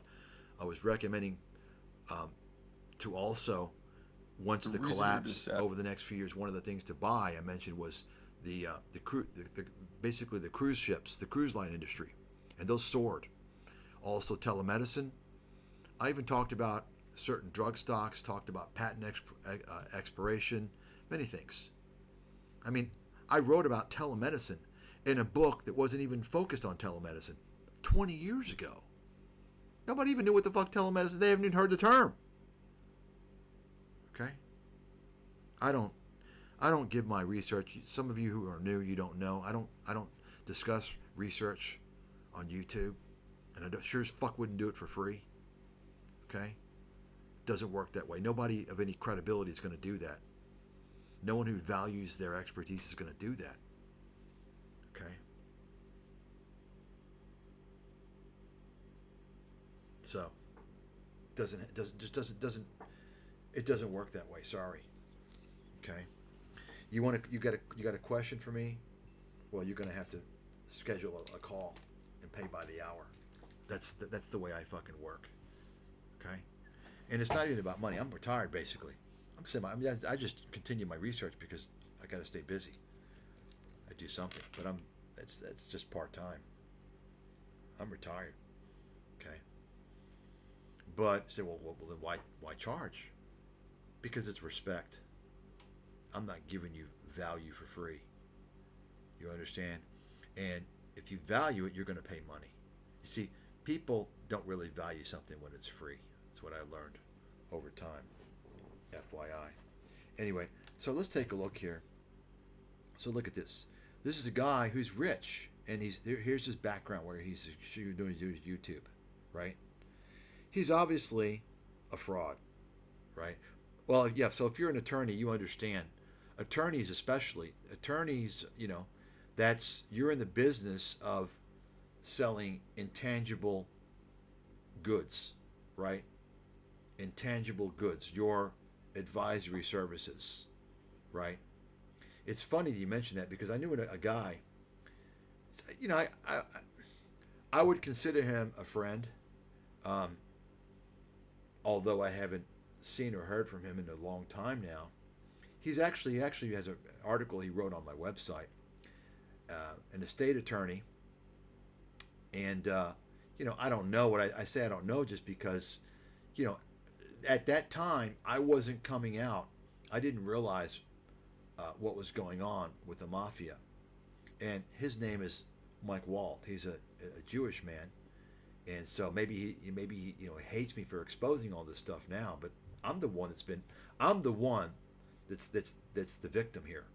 I'm the victim of discrimination from the media and all this shit. I'm the guy that's missed out on, according to Grok, up to $700 million from being banned by the media. That's right. Take a look at the analysis on my website. Grok estimates, they do another estimate of 340 million, but I mentioned it's a lowballing. They estimate, and honestly, they don't even put the full analysis there. Me being banned by the media cost me $700 million. Take a look. But anyway, this gentleman, it's funny because he was one of the first people to actually see my book in 2006, America's Financial Apocalypse. And so it's kind of like I gave him some investment advice and stuff, and I mentioned that because I shouldn't even said his name, but I mentioned that because I never charged him or anything. In fact, I gave him the book for free. And so he even told me, I'm not saying this to brag, but I'm just telling you for the purpose of this. we met actually because he's an alumni of University of Pennsylvania. So I met him at an alumni club, a UPenn alumni club, and he was not only an attorney, he went to law school there, but he also had an MBA. And so he told me after coming across my stuff, getting to know me. So he's like, you know what? And this guy's connected, by the way, very well connected. He goes, "You're the smartest guy I've ever known." So I say that because, I never charged him or anything. And then one time, I wanted some advice, and you better believe it, I had to go schedule an appointment and I had to pay his hourly rate, which kind of put me off a little bit. I mean, right? But anyway, I mentioned that little story because,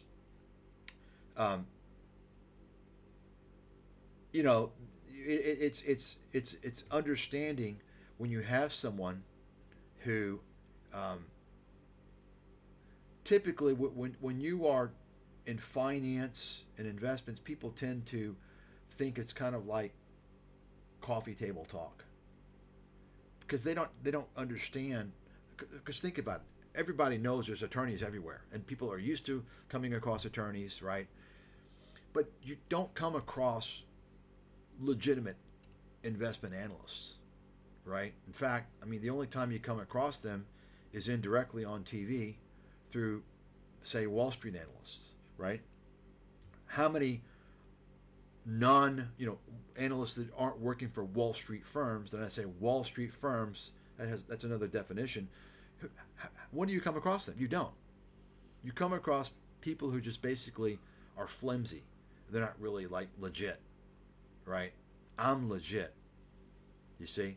So I don't give away my shit for free. Just like an attorney is not going to give away their stuff for free, right? So, anyway, so where was I? Let's get back to Patrick Bet David. Oh my God, look at this guy. Look at Patrick Bet David has to be the dumbest guy, the dumbest podcaster. So apparently this is a guy who's pitching diets. Remember we were talking about the affiliate thing, right? I'm sure the millionaire, I don't know, it kind of sounds like a Ty Lopez thing, doesn't it? Millionaire Mentor. By the way, anyone who, remember folks, mentor means, this is part of the whole hustle culture.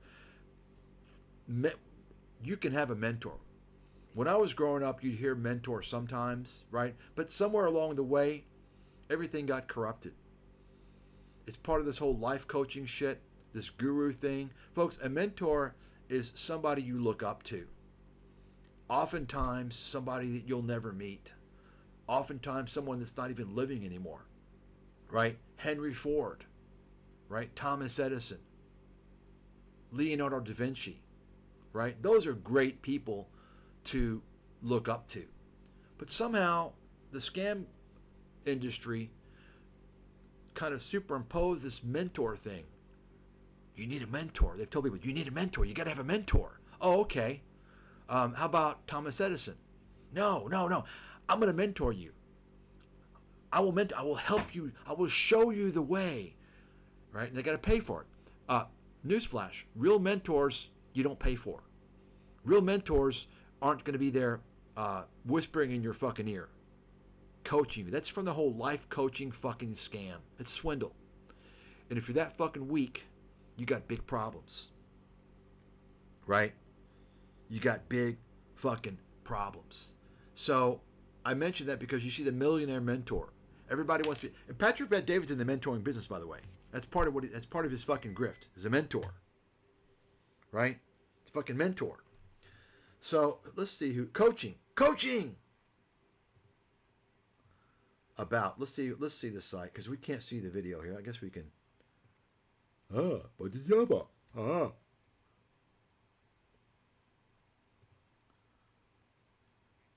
Jason Stone. Okay, he's got his little audience thing. And, he's got somebody called Jason 305. It's Miami. It's Miami.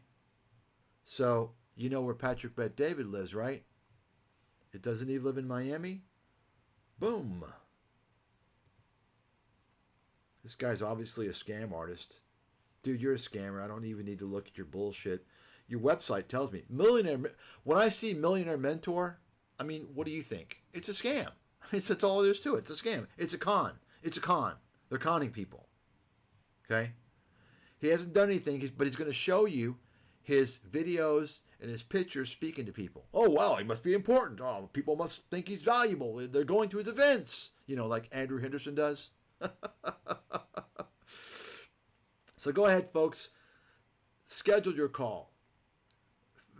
Actually, don't schedule your call. This is the thing now people are doing. Like, it's funny. They actually get people are so stupid. They're actually victimizing themselves in more ways than one. Not only are they engaging with these scammers, but they're actually telling this. You know, they're telling the scammer when to call them. You've seen these like appointment things, like, oh, okay, call me at 3. No, I want to call you now. I'm free now. I'm not going to fucking schedule you to talk to you. I feel like calling you right now. So what you do is you call this number here. Okay? Millionaire Mentor. Fucking bullshit. Let's see here. Oh, look. I mean,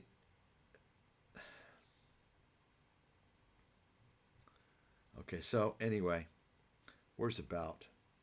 I want to read about this guy. Here we go. By the way, whenever you see the phrase serial entrepreneur, that's red flag. Okay? Red flag. I mean, who calls them, I'm a serial, like who does that? I'll tell you who does that. Unsuccessful people who want to impress you, by the way. It's a scam designation, okay?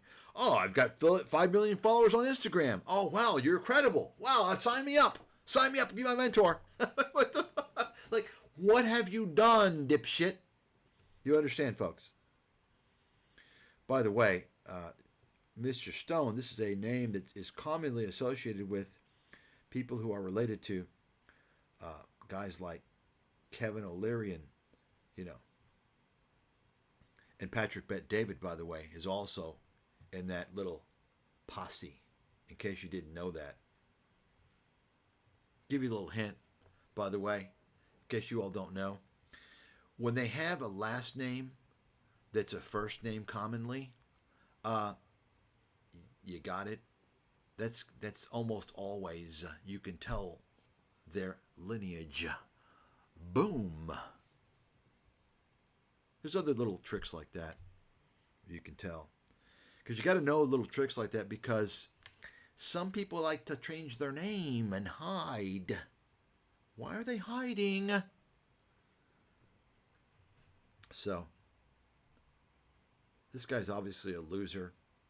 Let's take a look at the ScamTube video. I hope this is Patrick Bet David with his diet thing. Oh, it's gone. Oh, well. That's a shame. Let's see here. I mean, look at this. Let me... it's not working. I'm trying to get the screen bigger. Here we go. Maybe this is going to work.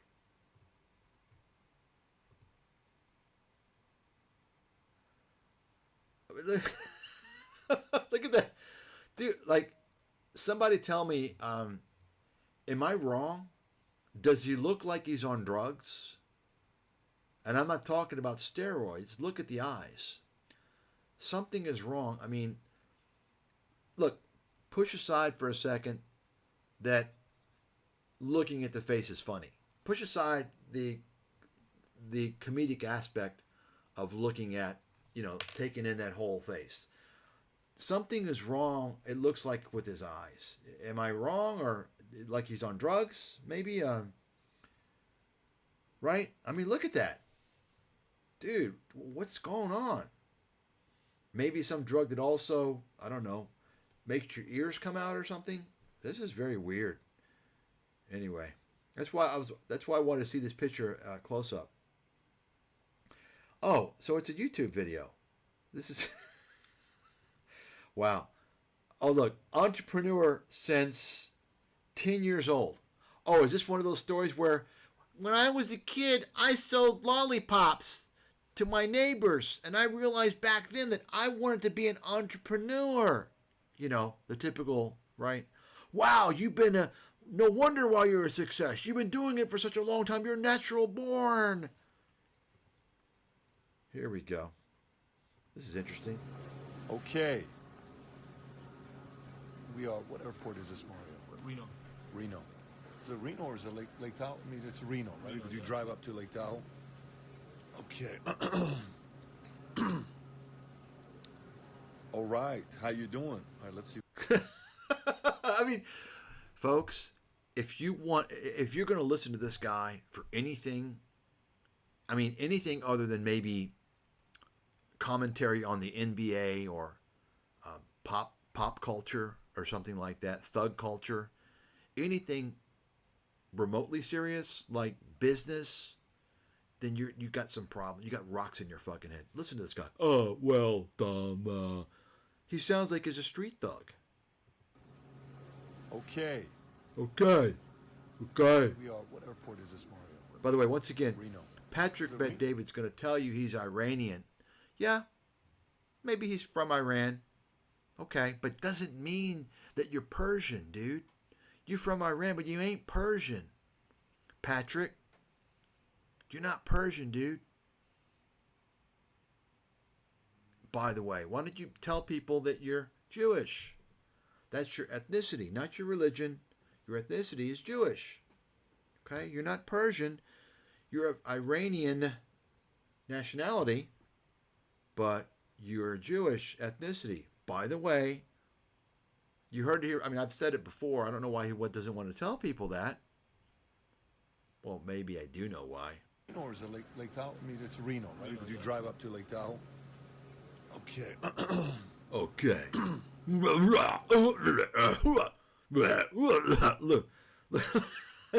Now he puts on a serious look, right? All right. How you doing? All right. How you doing? How you doing? Is that how he, it sounds like? That's his street thug approach. How he approaches females on the street. How you doing? I mean, who would listen to this guy? Who would listen to this guy? Really? We got here. Little K3. Hello, how are you? This is funny. Ryan. Fuck. Doug. Duh. Jane. Hey, Pat. How you doing? How you doing? Got other people joining. Okay, I am an unbelievable inspiration. I appreciate it. Unbelievable inspiration. Who was your mentor role model? Who was my mentor role model? When you think about me talking about... I'm going to guess Brian Rose. He was certainly your business partner. Growing, like, you know, building a business. Who do you think I said as a mentor role model? A lot of them are dead. A lot of them are dead. I'd say a lot of them are dead. Unfortunately, that's like a mortal, you know, luggage. Listen, I'm all data. Matter of fact, let me see if I got it. He's all data, folks. All data. No, he didn't go to college. Not sure if he graduated high school, but he's all data, right? He's a data guy. All of a sudden. Okay, let me see what I got here. Hang on one second. I'll show you how I look at data. Now, he wants to show you how he looks at data. A guy that's not educated, who sounds like a street thug, how he looks at data. I mean, if you're not thinking to yourself, this guy's a complete fucking idiot, then you might be an idiot, by the way. Anyway, I need to save this video and feature it sometime. I'm going to, you know, this is pretty comical. Let's see. I don't want to waste more time on this, but look at the dude. What drugs are you on, man? You're on something. And I mean, look at this. Like, what happened to your skin, dude? I mean, is this supposed to be your bodybuilder tan? I don't think it's looking too good. Wow. He's proud of these pictures.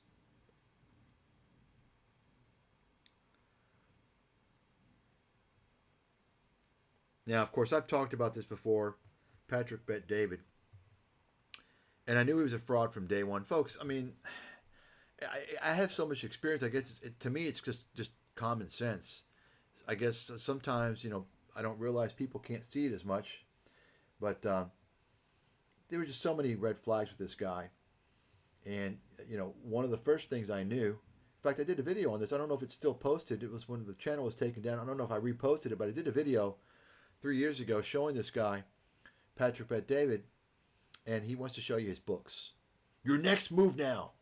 And I knew this is a guy that's illiterate. He's functionally illiterate. He wrote a book, right? That's the big thing. Oh, I'm going to write a book. I'm going to write a book. I'm going to write. And they're all bullshit. They're all fucking ghostwritten books. And I showed in the video how he had, like, I don't know, I can't remember, but I want to say like 2,000 reviews or 3,000 reviews or something. And they were all 5-star. There may have been like 2 4-star. Obviously fake reviews. And I even looked at the dates versus when the book was. I mean, it was so obvious it's a fucking fraud. And so, but you have people that fall for this guy. I mean, it's just so obvious. He's an absolute liar and scammer.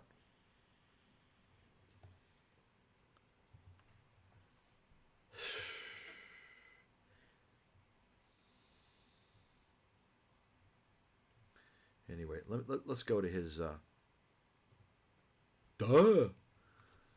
want to go to his website. See what he's got going on. This guy is such a fucking scammer.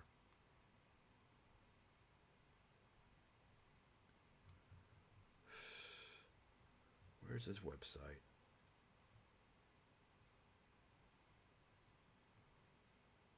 Here we go. Yeah, so he wrote a Wall Street Journal #1 bestseller. My book, maybe the greatest investment book of all time. In fact, I did an analysis through Grok. I asked Grok the question. Grok, knowing not all the analysis, but much of the analysis through the book because I fed it excerpts. And so Grok came out. In fact, we can take a look at it. We should take a look at it. It's actually interesting. Founder, creator, mentor. Wow. I mean, take a look at my website. Am I like posting that I'm so fucking great? Wow, look at me. I'm this and that. And folks, anytime you have somebody that tells you that I'm an author and an entrepreneur and a speaker, when they've got all these multiple like designations, you know they're a scammer. You know that, right? They're a nobody. They're a scammer. Okay. Oh, he's coming out of his jet. Wow, the Grant Cardone, right? Here we go. Private mentoring. Wow. Remember, this is a guy, he's rich, he's successful, but he'll privately mentor you. You understand. This is what it's all about. This is what the whole persona is about. And what a fucking scammer. Patrick Bet David left off, right? Or I'm sorry, Patrick Bet David entered the scene essentially where Brian Rose left off. You all remember Brian Rose? I knew he was a fraud, a scammer, a liar from day one when he entered YouTube around 2012, 2013. I saw instantly. How? I mentioned before, I looked at his bio, well, his profile. He talks about, oh, I was this and this. Just like, by the way, you all may not know this, but Patrick Bet David, I knew from day one, many years ago. He's changed it now on his YouTube channel, I'm sure. But I remember seeing, this is why I know better now, I take screenshots. Because once again, YouTube, you can change anything. I don't think I took a screenshot back then, but I knew that back then Patrick Bet David was saying, oh yes, I worked on Wall Street, I'm a Wall Street guy. He was trying to position himself as a Wall Street guy. And I knew that, this guy, at best, maybe he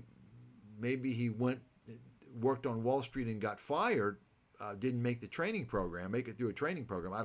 I didn't even think that. It comes to find out, he's an insurance guy. He was an insurance guy, right? Just like Brian Rose came out and tell you, well, got my engineering degree from MIT. And then I went to work on Wall Street. You see, in fact, I don't even think Brian Rose has a degree from MIT. I don't think so. I think he's just stupid, first of all. But you say, well, gosh, how is that possible? Well, I can say I've got a degree from anywhere. How can you prove it? Now, I actually do have my UPenn diploma, by the way. That's right, I still have it. Even though I've, left America, I'm traveling all around the world, I do have my diploma, FYI. But I don't even, that's not something that I use to like market myself, okay? But he used his degree to market himself. And the story didn't make sense because then I looked into where he worked. He didn't even work at a Wall Street firm. First of all, folks, back when he graduated, allegedly, Brian Rose, Wall Street wasn't going after people with science degrees. In fact, they don't even really go after people with engineering degrees. They don't really want engineering because engineering is applied science. It's not, you become kind of mechanical, like a robotic. That's engineering. I mean, you're basically applying general chemistry and general physics, and calculus. You're not advancing to high level science, you see. So your mind is not, you're not dealing with abstract things which is what they want, the quant guys want, because you're able to, you're at a higher level of thinking. I suppose that's the mentality. But let's just say, okay, let's just say, okay, he's from MIT, they'll take an engineer. Okay. The point is this: Wall Street firms were not going after the Ivy League schools, or say a school like MIT back then. He graduated school in the 80s. They weren't doing that back then. That's only a recent trend. Anybody know why, by the way? Anybody can tell me why they weren't doing it back then? Anybody? Nobody's going to get the answer, I guarantee you. I don't think anybody knows the answer in the world other than me. Somebody could probably get it. Someone on Wall Street that's involved in this, that's been around the business for decades, if they think about it. Because it's kind of open-ended. The reason why no Wall Street firms, this right now debunks Brian Rose. No Wall Street firms were going after quants. Remember, you all know what quants are, right? They were looking for quantitative people that were trained in quantitative fields. Typically, you're talking about the sciences, the physical sciences, chemistry, physics, even math, and to some degree engineering, but not so much. Mainly the physical sciences and math. Okay? Why? So why weren't they seeking out these quants in the 80s? The reason why was because the quants are used for a lot of algorithmic trading and programming. Well, there was, the computer world wasn't really doing a whole lot in the 80s. You understand? You didn't really have quants back in the 80s. It didn't really exist much. The quants only kind of came out after 2000, right? After 2000, right? The internet rolled out 94, maybe 93, right? You see what I'm saying? So his whole backstory is a complete fucking lie. On top of that, I looked where he worked. So think about it. So you've got an engineering degree from MIT. So you can get a job with an engineering degree from MIT at a major Wall Street firm. Why? Because you went to MIT and you have something that's science related. No doubt about it. No doubt about it. Okay? You can get a degree on Wall Street with any you can get a job on Wall Street with any degree from MIT, just like you could from an Ivy League university. Okay? Guaranteed. So, where did Brian Rose work? He worked at some fucking small shop I never heard of. Some little like regional bank. That's what he was. He worked at a regional little bank, I think in England or something. Some little shop. It wasn't even a major firm. So that tells me, it's another point of evidence that tells me he didn't even go to MIT. Okay? No, it wasn't even E-Trade. I'm talking like a commercial bank, okay, like a commercial little fucking bank. So I know he didn't. I know he didn't graduate from MIT, and he wanted to tell you he was an investment. He said before he's an investment banker, which I knew that was a lie. According to him, he was a bond trader. So he probably was a bond. He sold bonds. He wants you to think like he's a trader. I trade. No, he was sold bonds to retail fucking customers at a regional bank. That's what he was. Probably like a financial advisor. Okay. That's Brian Rose, the fraud, the liar, the scammer. So I just wanted to point that out. And you all know how bad the scams got with Brian Rose. Oh, and by the way, you can get into his crypto trading masterclass for $50,000. But so Brian Rose, I don't know if he got deplatformed on YouTube, but he's no longer on YouTube. This is kind of when Patrick Bet-David, when Brian Rose was kind of fading fast after even his cult members realized he was a scammer, right? Patrick Bet-David jumped into the scene.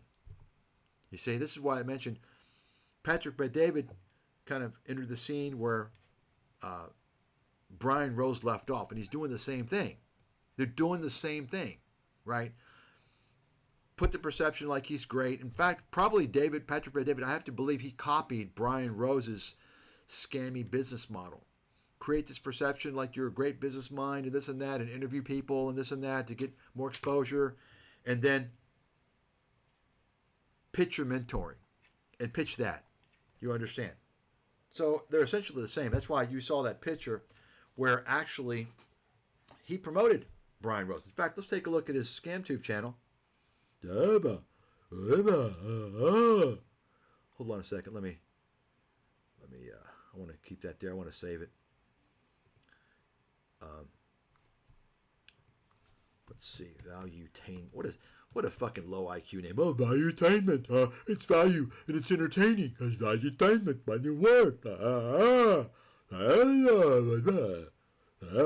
George Soros. He's evil.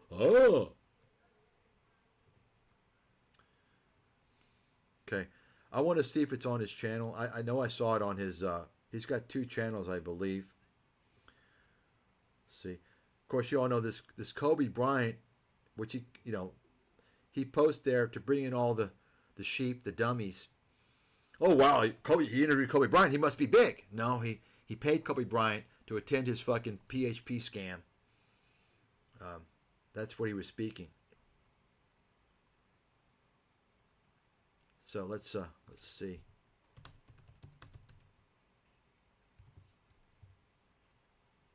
Here you go.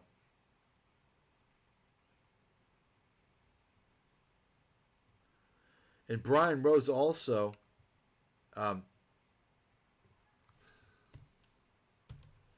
promoted Patrick Bet-David, by the way. Folks, the birds of a feather, right?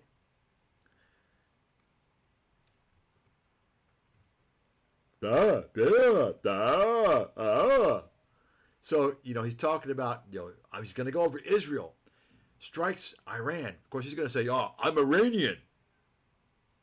Yeah, sure you are, buddy. Did you ever think you would make it?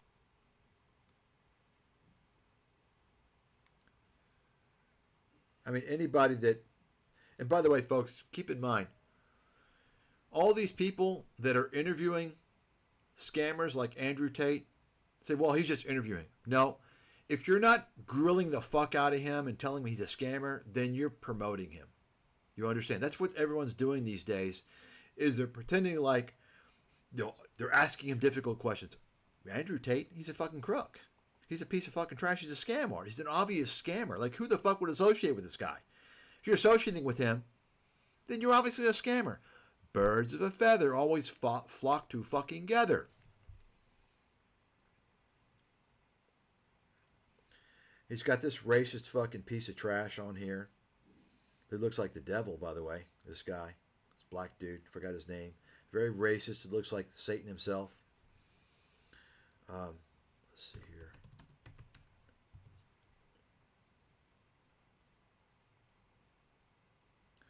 So maybe I'm confused. Maybe it was. Let's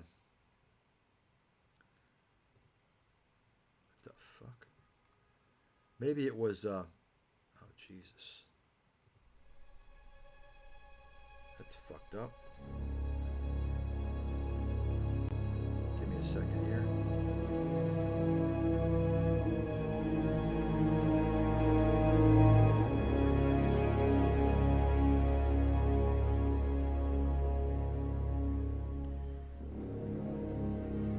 I lost my fucking browser. So.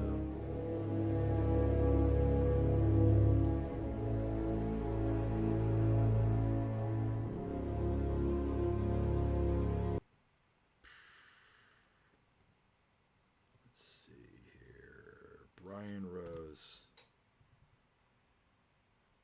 Oh, what am I doing? London Real.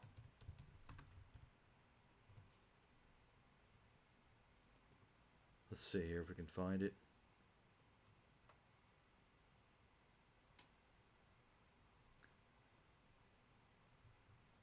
His Academy.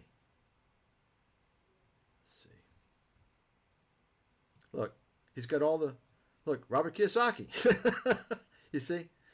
Folks, once you identify a scammer, a fraud, a con man, all you got to do is see who they're hanging out with.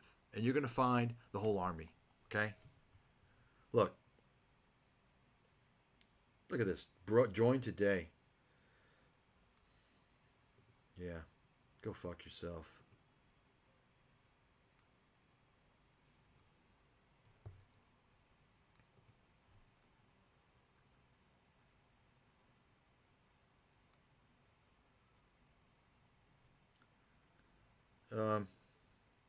I'm looking for...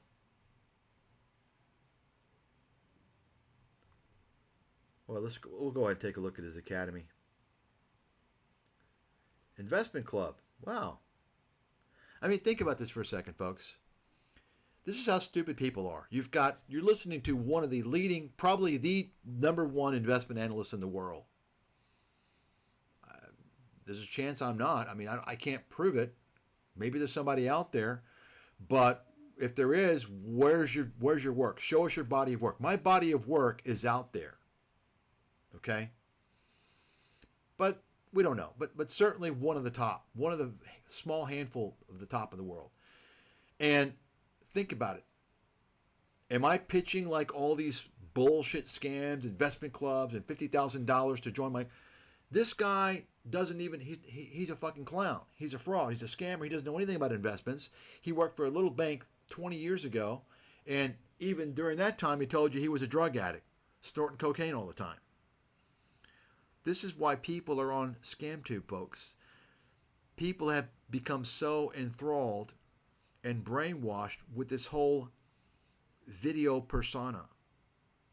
If you go on camera and create this image, dress up, put on a suit, right, having a show and talking and this and that, people look past what's really important. Show me what you've done. Show me your credentials. And they fall for this shit. This is a problem in the human mind.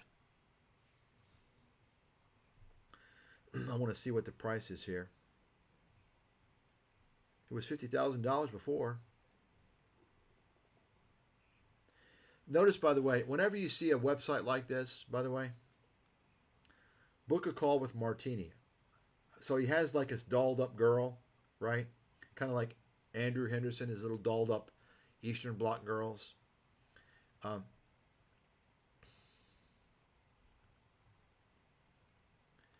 Whenever you see a website like this, by the way, I'm sure there's a term in the industry for these sites, but they're all flashy, right?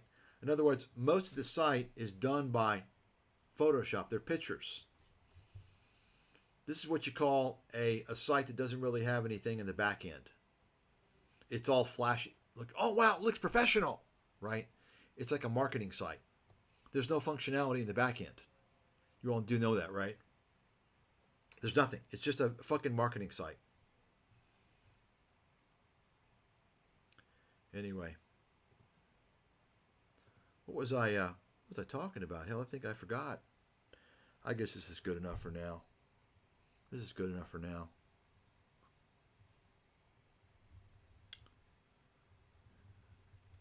I think I'm going to go with my lovely wife to get some coffee.